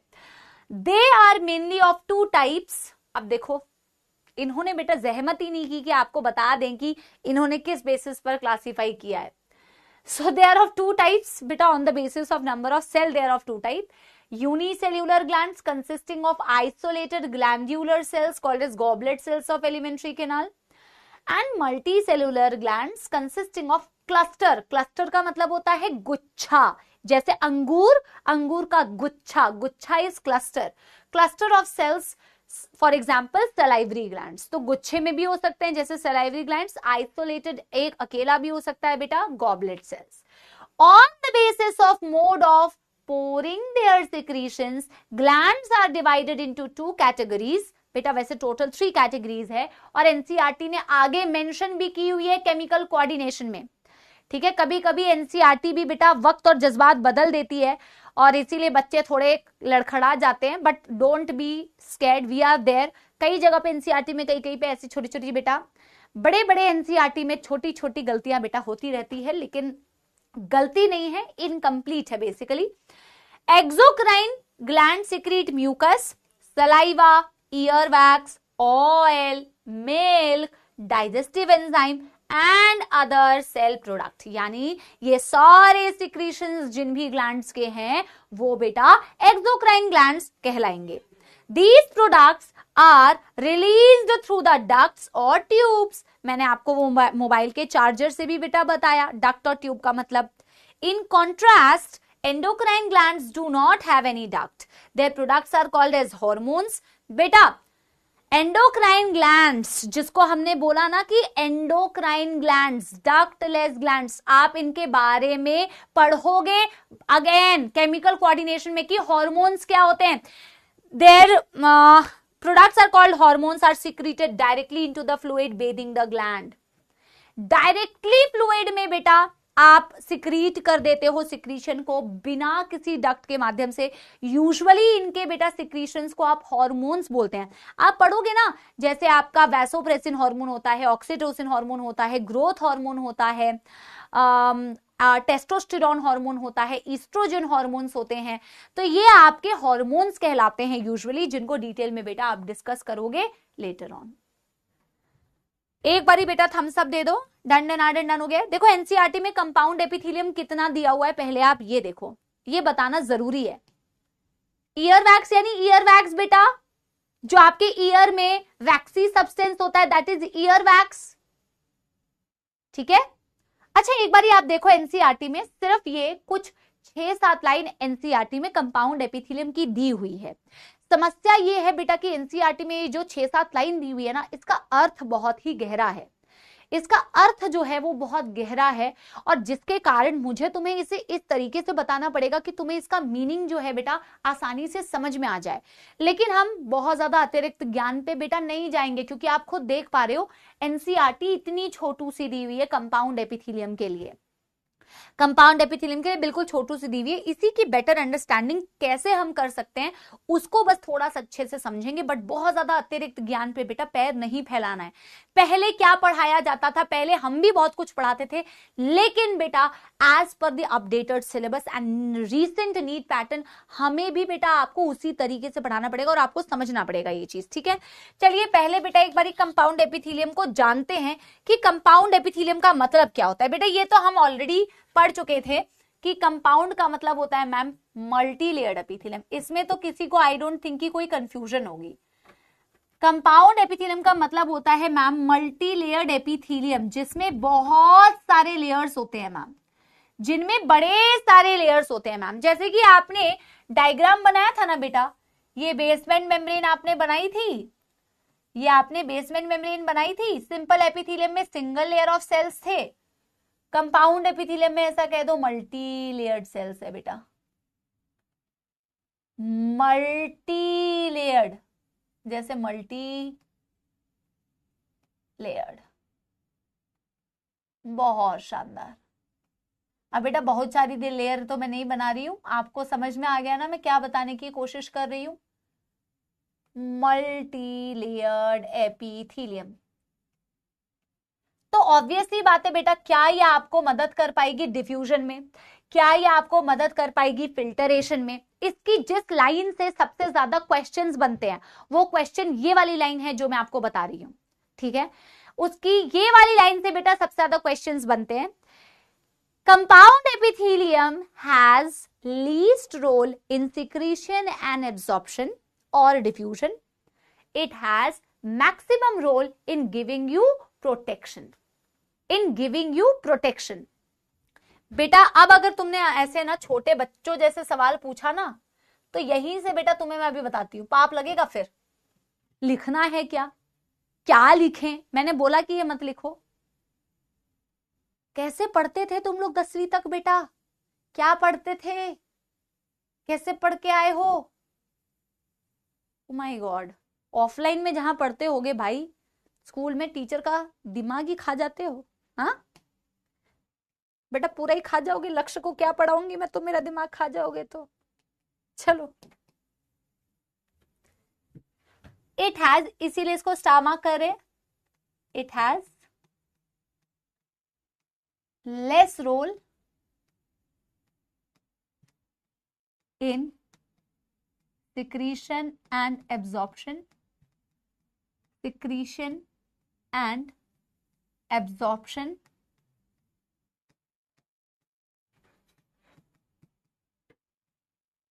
mainly it gives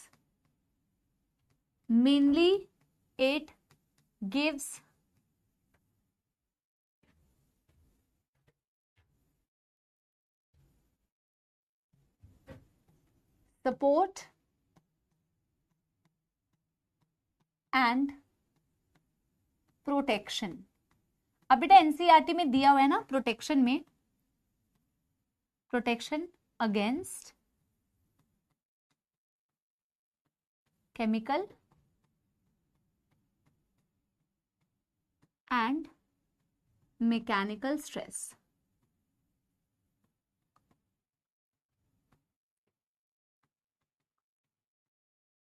ठीक है. हाँ, ये बात जिक्रा तूने बिल्कुल सही बोली है. हाँ, देखो बोल रहे हैं कि कंपाउंड एपिथेलियम का बहुत कम रोल होता है बेटा सिक्रीशन एंड एब्जॉर्प्शन में. इतनी मोटी लेयर है ये, कितना ही बेटा 10 घंटे तक क्या एब्जॉर्प्शन और सिक्रीशन करती रहेगी. इसका मेन काम होता है जैसे सपोर्ट देना, मेन काम होता है कवरिंग करना, प्रोटेक्शन देना आपको. जैसे स्किन एक बहुत बेहतरीन एग्जाम्पल है बेटा आपकी कंपाउंड एपिथेलियम का. ये जो स्किन आप देख रहे हो ये आपको पता भी नहीं है कि आपको कितनी पता है आपको बेटा, ये आपको इम्यूनिटी भी देती है. आपको पता है बेटा ये आपको इम्यूनिटी भी देती है. अरे डीपीपी तो गया होगा ना, तुम्हारे पास डीपीपी नहीं है? आज तो डीपीपी गया होगा भाई, एक बार बताना बेटा डीपीपी नहीं गया है. आयुष बेटा धन्यवाद. मैं बता रही हूं अभी केमिकल और मैकेनिकल स्ट्रेस क्या होता है. जैसे ये स्किन होती है ना बेटा, ये स्किन जो होती है, कुछ बच्चे कह रहे हैं नहीं, कुछ बच्चे कह रहे हैं यस. हे भगवान, मैं चेक करवाऊंगी. आया है, कुछ बच्चे कह रहे नहीं आया, कुछ बच्चों ने चेक ही नहीं किया होगा. भाई गया है, आज डीपीपी गया है. जिन बच्चों ने देखी ही नहीं है उनको कहां से मिलेगा? आज गई है डीपीपी, बड़े आए, टाइम वेस्ट कर रहे हो कुछ बच्चे. देखो चेक करो, ये स्किन बेटा आपकी एक इम्यूनिटी है. Do you know that? Now you know. जो मैं बता रही हूं ये आपको इम्यूनिटी प्रोवाइड करती है. ये आप पढ़ोगे बेटा 12वीं कक्षा में, जब आप पहुंचोगे तो आप देखोगे ये आपको इम्यूनिटी प्रोवाइड करती है. आप सोचो बेटा इतनी सारी आपके आसपास, आप बोलते हो ना अगर आप हाथ को देख लो, ऑब्जर्व कर लो माइक्रोस्कोप में, तो कितनी सारी बीमारी फैलाने वाले कीटाणु तुम्हारे हाथ में भी होंगे, तुम्हारे चारों ओर घूम रहे हैं. देखो कभी ना कभी तो अपन बीमार पड़ जाते हैं, बट इतने कीटाणु हैं तुम्हारे आसपास, बट तुम हमेशा बीमार नहीं पड़ते हो. सबसे पहले जो एक बैरियर की तरह काम करता है ना, जैसे घर में होता है ना पापा और मम्मी, कि यार वो तुम्हारे घर का एक शील्ड होते हैं जो तुम पे आंच नहीं आने देंगे, है ना. या बड़े भैया होते हैं जो कहते हैं मेरे छोटे भाई बहनों पे मैं कोई आंच नहीं आने दूंगा, तो वो शील्ड की तरह काम करते हैं. वैसे ही बेटा क्या होता है, तुम्हारा स्किन भी ना शील्ड की तरह काम करता है.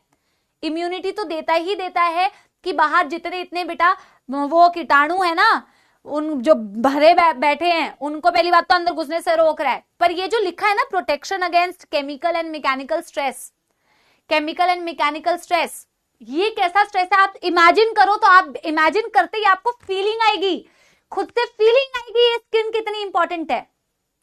जब तक तुम्हारे ये प्रोटेक्टिव कवरिंग में कोई कट नहीं लगाए बेटा, तब तक तुम एकदम मौज में हो, तुम्हें पता भी नहीं है कि कितनी इंपॉर्टेंट लेयर है ना. जैसे ही ये स्किन बेटा कटी, अगर इसमें कोई भी वियर एंड टियर हुआ, अब सोचो कोई भी केमिकल के तुम कांटेक्ट में आ रहे हो. फॉर एग्जांपल मैं बोलूं कि तुम्हारा टिश्यू ऊपर का जो प्रोटेक्टिव कवरिंग है वो डैमेज हो गया. अभी बेटा नींबू निचोड़ो, कैसा मजा आएगा? हाँ, नींबू निचोड़ो कैसा मजा आएगा बताना जरा. स्ट्रेस, तुम्हें केमिकल स्ट्रेस से बचा रहा है. जब तक तो सही था तब तक, और उसी नींबू में कोई मिर्ची और नमक डाल ले, आहा क्या मजा आएगा बेटा. तो केमिकल स्ट्रेस से बच रहे हो. कोई भी बेटा प्रेशर जो लग रहा है तुम्हारी ऊपर कवरिंग पे, वो मैकेनिकल स्ट्रेस होता है. वो भी तुम्हारा यही कंपाउंड एपिथेलियम झेलता है. तो किसी भी तरह, एक बच्चा कह रहा है अच्छा लगेगा, जाके करना तो एक बारी, लिखने में अच्छा लगेगा, जब होगा ना तो बेटा ऐसा चिल्लाएगा ना। हाँ, तो बेटा कोई भी केमिकल या मैकेनिकल स्ट्रेस से, कोई भी प्रेशर जो है, कोई भी इसी तरीके से बेटा टिश्यू अगर डैमेज होता है तो तुम्हें समझ में आता है कि वो स्ट्रेस जो तुम्हें हो रहा है, any kind of these chemical and mechanical stress बेटा, your compound epithelium is protecting you against it. But इसका बेटा जो रोल है सिक्रीशन एब्जॉर्प्शन में वो बड़ा कम होता है।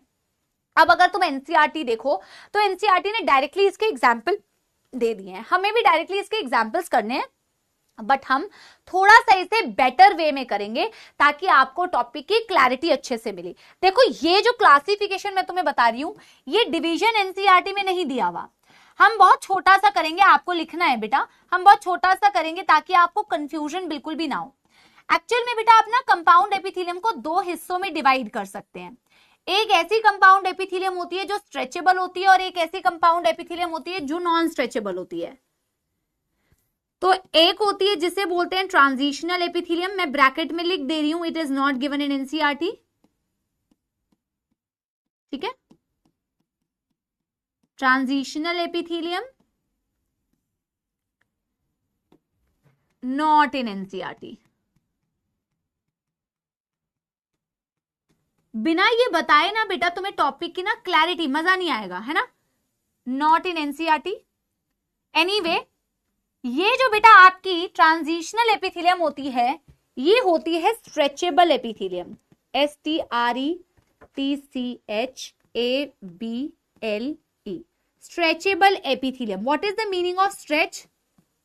What is the meaning of stretch?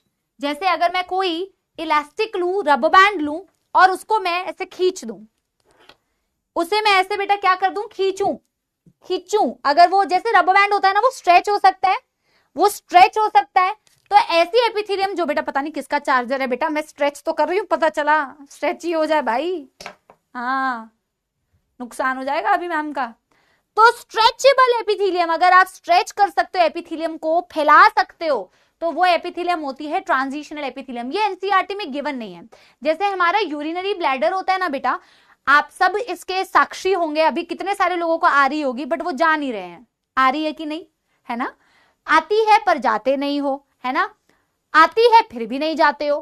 तो ऐसा क्या हो रहा है ब्लैडर के अंदर कि तुम्हारा यूरिन भरता जा रहा है पर तुम ना जाओ तो भी कंट्रोल कर पा रहे हो। आपकी ब्लैडर जो होती है वो स्ट्रेच कर सकती है ना, रिलेट कर पा रहे हो। तो आपकी ब्लैडर के अंदर जब यूरिन भरता है ना, आप ये एक्सक्रीशन वाले चैप्टर में भी पढ़ोगे, स्ट्रेच करता है बढ़िया से। तो जब तक तुम्हें एकदम एक्सट्रीम लेवल की नहीं आती है तब तक तुम नहीं जाते हो, है ना। यस तो बेटा जी वैसे ये गंदी बात होती है, आ रही होती है तो चले जाना चाहिए बेटा, होल्ड नहीं करना चाहिए, बाद में दिक्कत हो जाएगी। तो आपकी ये यूरिनरी ब्लैडर के अंदर यही वाली ट्रांजिशनल एपिथेलियम होती है, स्ट्रेचेबल एपिथेलियम। ये जब आप डेली लाइफ से बेटा अपने लेक्चर्स को रिलेट करते हो ना तो मजा आता है और आपको ना रिलेट करता है। खास करके जब आप ह्यूमन फिजियोलॉजी पढ़ोगे तो वहां तो जबरदस्त रिलेशन होती है। ये तो फिर भी बेटा टिश्यू पढ़ रहे हो, वहां तो और एग्जाम्पल ऐसे बेहतरीन है जो आप रिलेट कर पाओगे, फील कर पाओगे, है ना। चलो कोई बात नहीं, यहाँ पे तो हम एक एग्जाम्पल लिख देते हैं। जैसे मैम हमारी जो यूरिनरी ब्लैडर होती है उसमें ये वाली एपिथेलियम होती है, बट मैम ये एनसीईआरटी में है नहीं तो इसमें हम ज्यादा लोड नहीं लेंगे, हटाओ इसे। फोकस करते हैं बेटा पनीर पे, फोकस करते हैं बेटा कंपाउंड एपिथेलियम जो मेनली आपको एनसीईआरटी वाली पढ़नी है।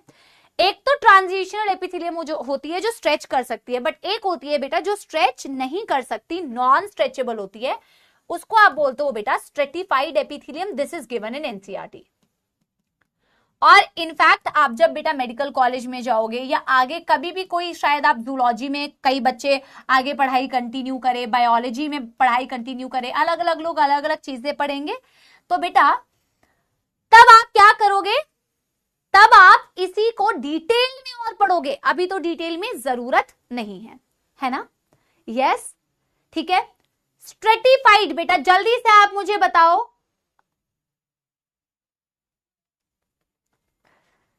ये देखो सारे से मैं 2 मिनट दे दो जाने के लिए। अरे बेटा जाओ आराम से। एक बच्चा कह रहा है पनीर कहां से आया, एग्जैक्टली सायन मंडल ने एकदम पकड़ा। अरे भाई 3 इडियट्स नहीं देखी तुमने? बेटा तुम्हारा धीरे धीरे आईक्यू ऊपर करना पड़ेगा थोड़ा सा, हाँ, ह्यूमर तुम्हारा थोड़ा सा ऊपर करना पड़ेगा। पढ़ोगे तो लिखोगे, और बिल्कुल पढ़ोगे लिखोगे डॉक्टर बनोगे, लेकिन थोड़े स्मार्ट वाले डॉक्टर बनोगे, तेज डॉक्टर। डायलॉग पकड़ना पड़ेगा तुम्हें।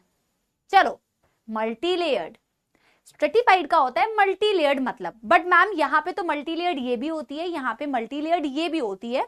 बस डिफरेंस ये है कि स्ट्रेटिफाइड एपिथेलियम जो होती है ना बेटा, ये नॉन स्ट्रेचेबल होती है, ये ब्लैडर जैसी नहीं है, ये नॉन स्ट्रेचेबल है, STRETCHABLE। और बेटा आपको मैं एक बात बता दूं, ये स्ट्रेटिफाइड एपिथेलियम अलग अलग टाइप की होती है। मैं एक बार देख लेती हूँ आपके एनसीईआरटी में स्ट्रेटिफाइड कॉमर्स वर्ड यूज किया है क्या? आपके एनसीईआरटी में स्ट्रेटिफाइड कॉमर्स वर्ड यूज नहीं किया ना, तो कोई दिक्कत नहीं है।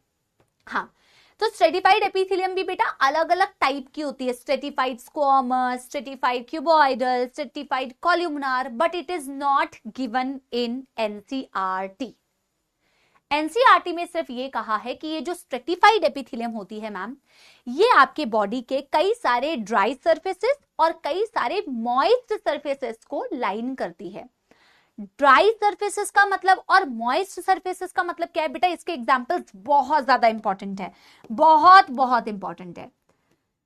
एक तो मुझे पता चल गया कंपाउंड एपिथेलियम में जो स्ट्रेचेबल होती है वो ट्रांजिशनल है, जो आपके एनसीईआरटी में नहीं है। एक नॉन स्ट्रेचेबल है जो स्ट्रेटिफाइड है, और ये जो स्ट्रेटिफाइड होती है ये आपके बॉडी के various dry and moist areas को कवर या लाइन कर रही होती है। अब बेटा एक एग्जाम्पल सुनो, एक एग्जाम्पल सुनो। जैसे बेटा आपकी ये वाली स्किन छू के देखो बेटा सारे बच्चे, अगर आप ये स्किन छू के देखो, आपकी ये जो स्किन है बेटा, ये स्किन जो होती है ये ड्राई है, ये स्किन जो है ये ड्राई है, ये स्किन जो है ये ड्राई है। अब आपका गाल बाहर से तो देखो आपकी ड्राई स्किन है, बट अगर मैं यही बोलूं कि ये तुम अपने अंदर से इसी गाल के जो सामने वाला हिस्सा है बकल कैविटी में, ये बकल कैविटी है, अगर तुम उस वाले हिस्से को टच करके देखोगे तो मॉइस्ट है, गीली गीली है। एक ही जगह में देखो दोनों चीजें हैं, बाहर की तरफ ड्राई और अंदर की तरफ मॉइस्ट। ड्राई और मॉइस्ट क्यों होते हैं ये मैं अभी आपको बता दूंगी रीजन, बट ड्राई और मॉइस्ट सरफेसेस दोनों जगह पे आपकी स्ट्रेटिफाइड एपिथेलियम होती है। ड्राई का एक ही एग्जांपल दे रखा है आपकी स्किन, ड्राई का एक ही एग्जांपल दे रखा है बेटा आपकी स्किन, और मॉइस्ट एरिया जहां आपकी स्ट्रेटिफाइड एपिथेलियम होती है, जैसे आपकी बकल कैविटी, जैसे आपका ईसोफेगस, ईसोफेगस आपका फूड पाइप होता है, जैसे आपकी फेरिंग्स बेटा, जैसे आपकी फेरिंग्स, जैसे फीमेल्स रिप्रोडक्टिव ट्रैक्ट में वजाइना, इन सब में होती है बेटा स्ट्रेटिफाइड एपिथेलियम। और एक और एग्जांपल है, कोई किस बता सकता है? कोई बता सकता है बेटा? जैसे आपने, एक बच्चा कह रहे फेयर एंड लवली है इसलिए ड्राई है, हाय तौबा, उठो उठो, फेयर एंड लवली से ऊपर उठो, फेयर एंड लवली। हाँ, सुनो मेरी बात बेटा, आपने पढ़ा था simple cuboidal epithelium small ducts में होती है, लार्ज डक्ट्स में जैसे पैंक्रियाटिक डक्ट लंबी होती है, आपकी बेटा सलाइवरी ग्लैंड्स की जो डक्ट होती है लंबी लंबी, उनमें भी स्ट्रेटिफाइड एपिथेलियम होती है। ठीक है, यस यस। मैं एक बारी लिखूं फिर एक बारी आपको क्विकली रिवाइज भी करा दूंगी, ठीक है? चलो, मैं एनसीईआरटी का एग्जांपल पूछ रही थी भाई, कोई बात नहीं बेटा, यहां पे लिखो this is present in various dry and moist surfaces, dry and moist surfaces, ठीक है? dry, moist,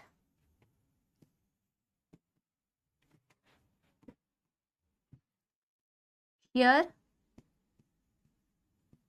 keratin protein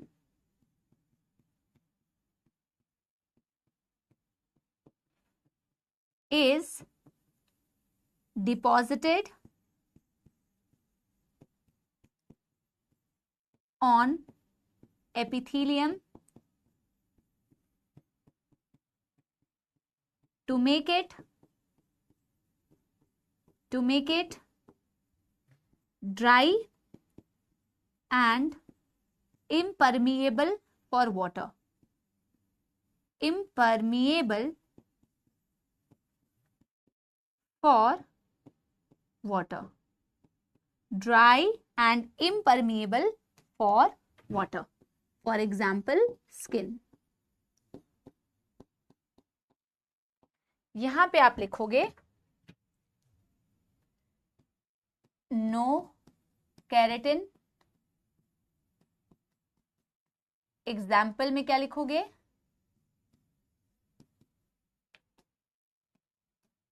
example में लिखोगे बक्कल कैविटी,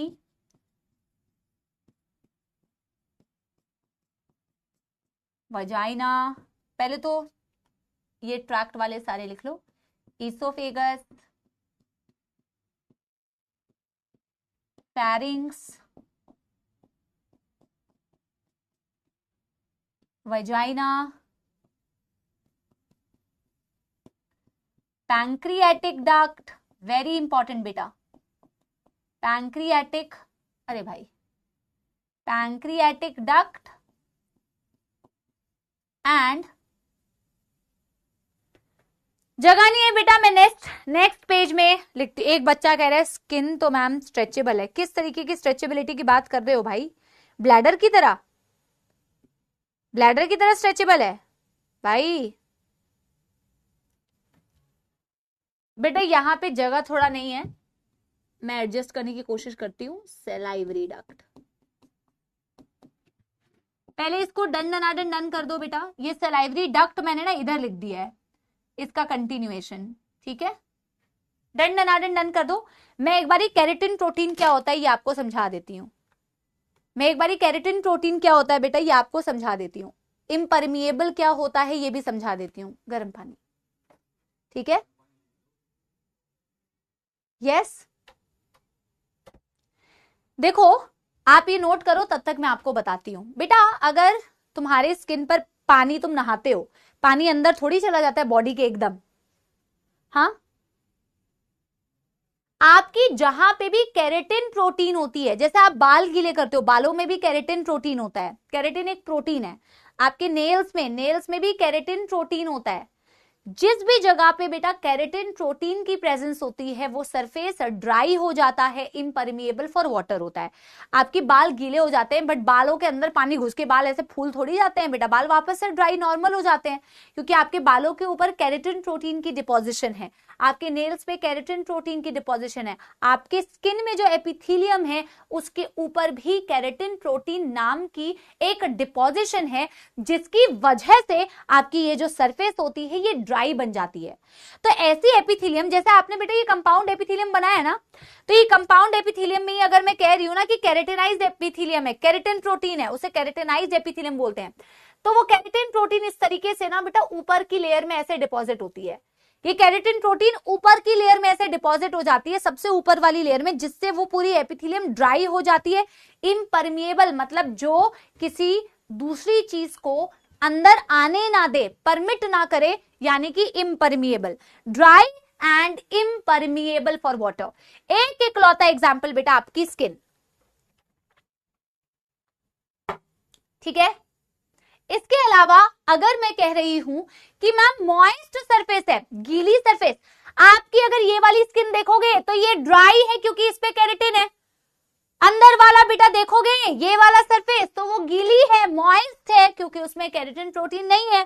तो आपकी बकल कैविटी हो गया, आपका इसोफेगस हो गया, आपकी फैरिंग्स हो गई, vagina, in fact pancreatic duct, salivary duct बेटा कंपाउंड एपिथेलियम होती है, स्ट्रेटिफाइड वाली, नॉन केराटिनाइज्ड।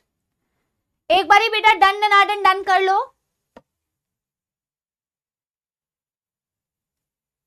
बेटा स्ट्रेचेबिलिटी के बहुत सारे मतलब होते हैं। Stretchability is not like the bladder बेटा कि फूलती जाए स्ट्रेच करके एकदम, वैसी स्ट्रेचेबिलिटी। एंड यू नो, आप जिस कॉन्सेप्ट पे उसे स्ट्रेचेबल बोल रहे हैं वो मैं समझ रही हूं। जैसे आप वेट गेन करते हैं या वेट लॉस करते हैं तो स्किन जो है वो स्ट्रेच होती है, नॉर्मल हो जाती है, स्ट्रेच मार्क्स आते हैं, आप उस टर्म्स में बोल रहे हैं। यहां पे जो बेटा स्ट्रेचेबल एपिथेलियम है ना, ट्रांजिशनल एपिथेलियम, इसका एक कॉन्सेप्ट होता है। वो कॉन्सेप्ट एक्चुअली ये होता है कि जो भी ट्रांजिशनल एपिथेलियम होती है ना, उसमें बेसमेंट मेम्ब्रेन बहुत ज्यादा पतली होती है, ना के बराबर, जिसकी वजह से वो इतनी स्ट्रेच कर पाती है ना। तो जो स्ट्रेटिफाइड एपिथेलियम है ना बेटा, उसमें बेसमेंट मेम्ब्रेन ओवरऑल एपिथेलियम के केस में हम बोलते ही हैं। ये उस बच्चे के लिए पूछ रही हूँ जो कह रही है कि मैम स्किन भी तो स्ट्रेचेबल होती है।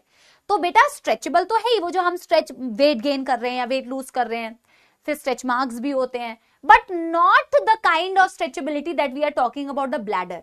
और एक्चुअल में स्ट्रेचेबल और नॉन स्ट्रेचेबल हम ना बेसमेंट मेम्ब्रेन की प्रेजेंस या एब्सेंस पर बोलते हैं, एब्सेंट तो नहीं बोलते हैं।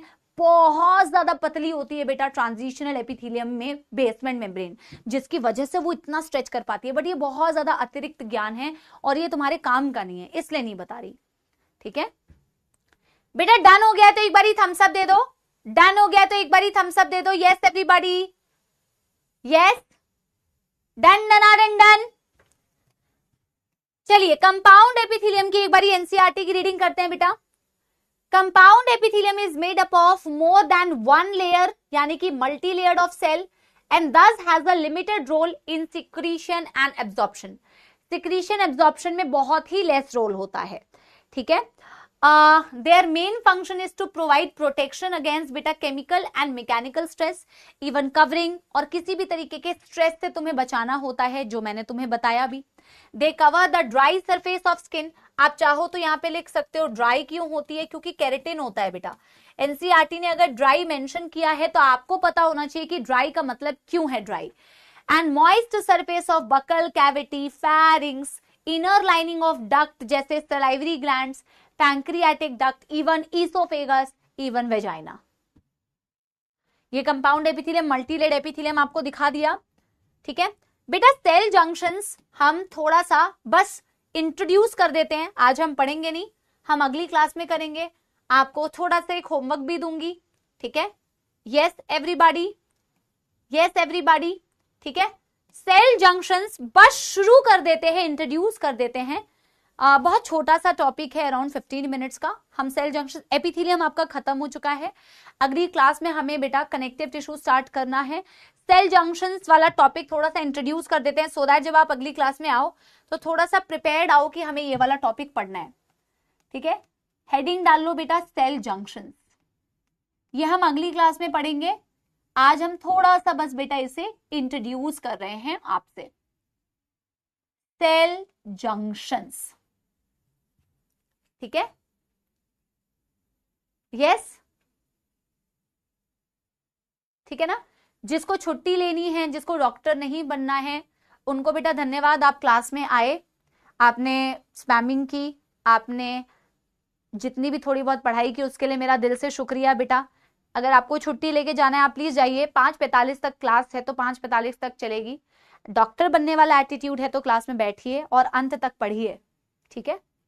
यस,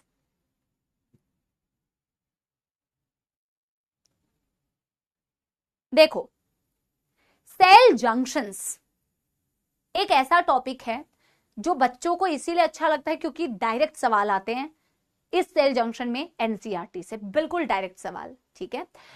सेल जंक्शंस बोला जाता है बेटा सेल्स के बीच के जंक्शंस, है ना, यानी कि कुछ ऐसे स्ट्रक्चर्स, अंग्रेजी में अगर मैं डिफाइन करूं, cell junctions are structural and functional connections between cell.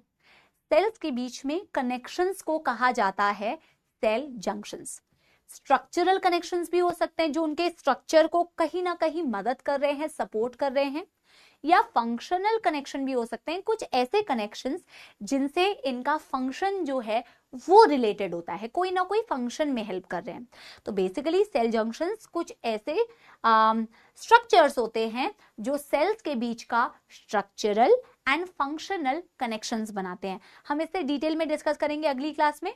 3 प्रकार के जंक्शंस होते हैं बेटा, जैसे टाइट जंक्शंस, अडहेरिंग जंक्शंस एंड बेटा गैप जंक्शंस। बिल्कुल वर्ड टू वर्ड एनसीईआरटी का पढ़ना है। आज तो बस इंट्रोडक्शन करेंगे।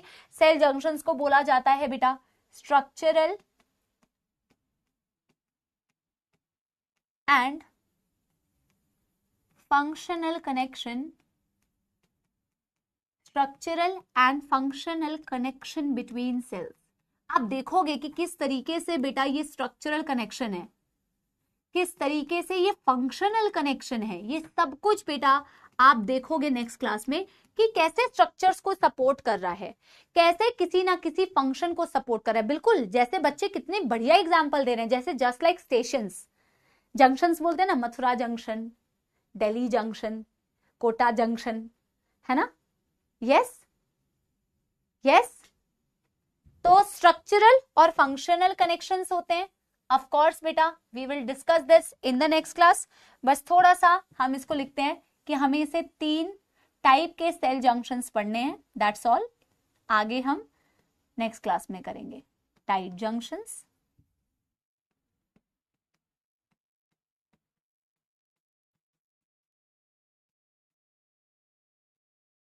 नंबर 2 adhering junctions,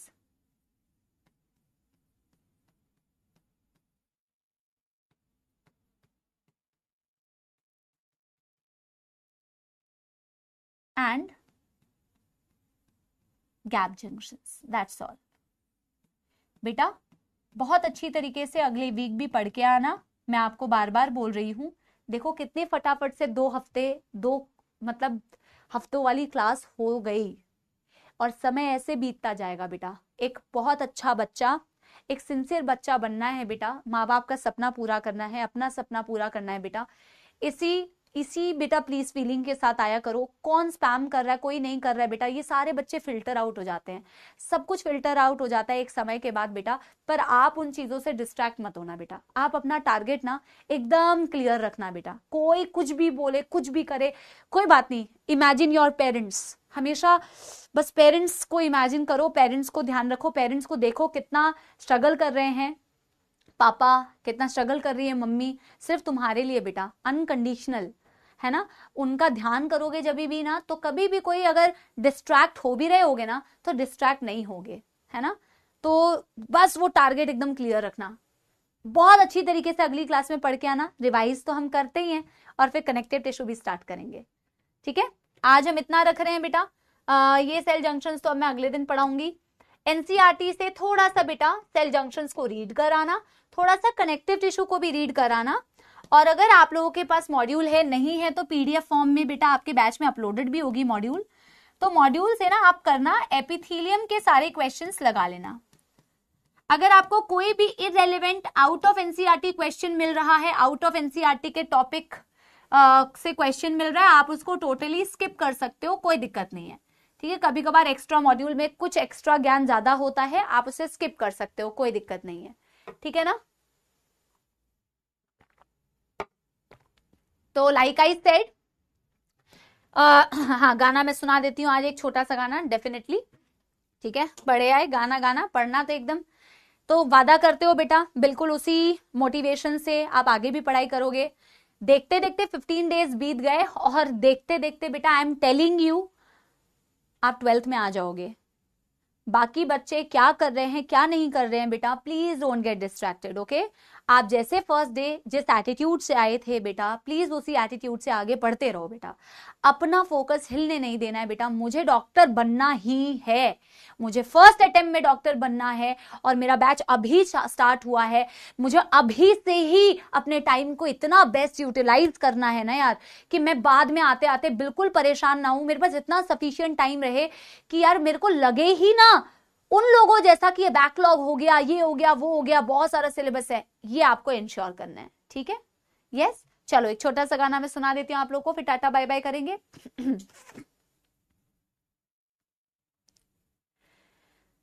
मुझे बेटा गला मेरा थोड़ा सा खराब है, बट आई विल ट्राई, ठीक है।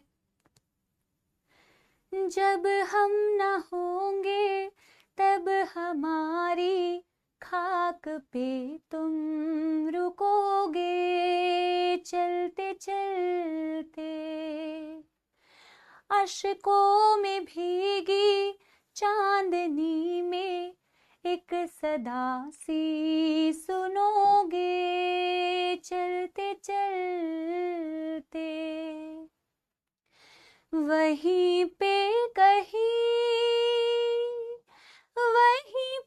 कहीं हम तुमसे मिलेंगे,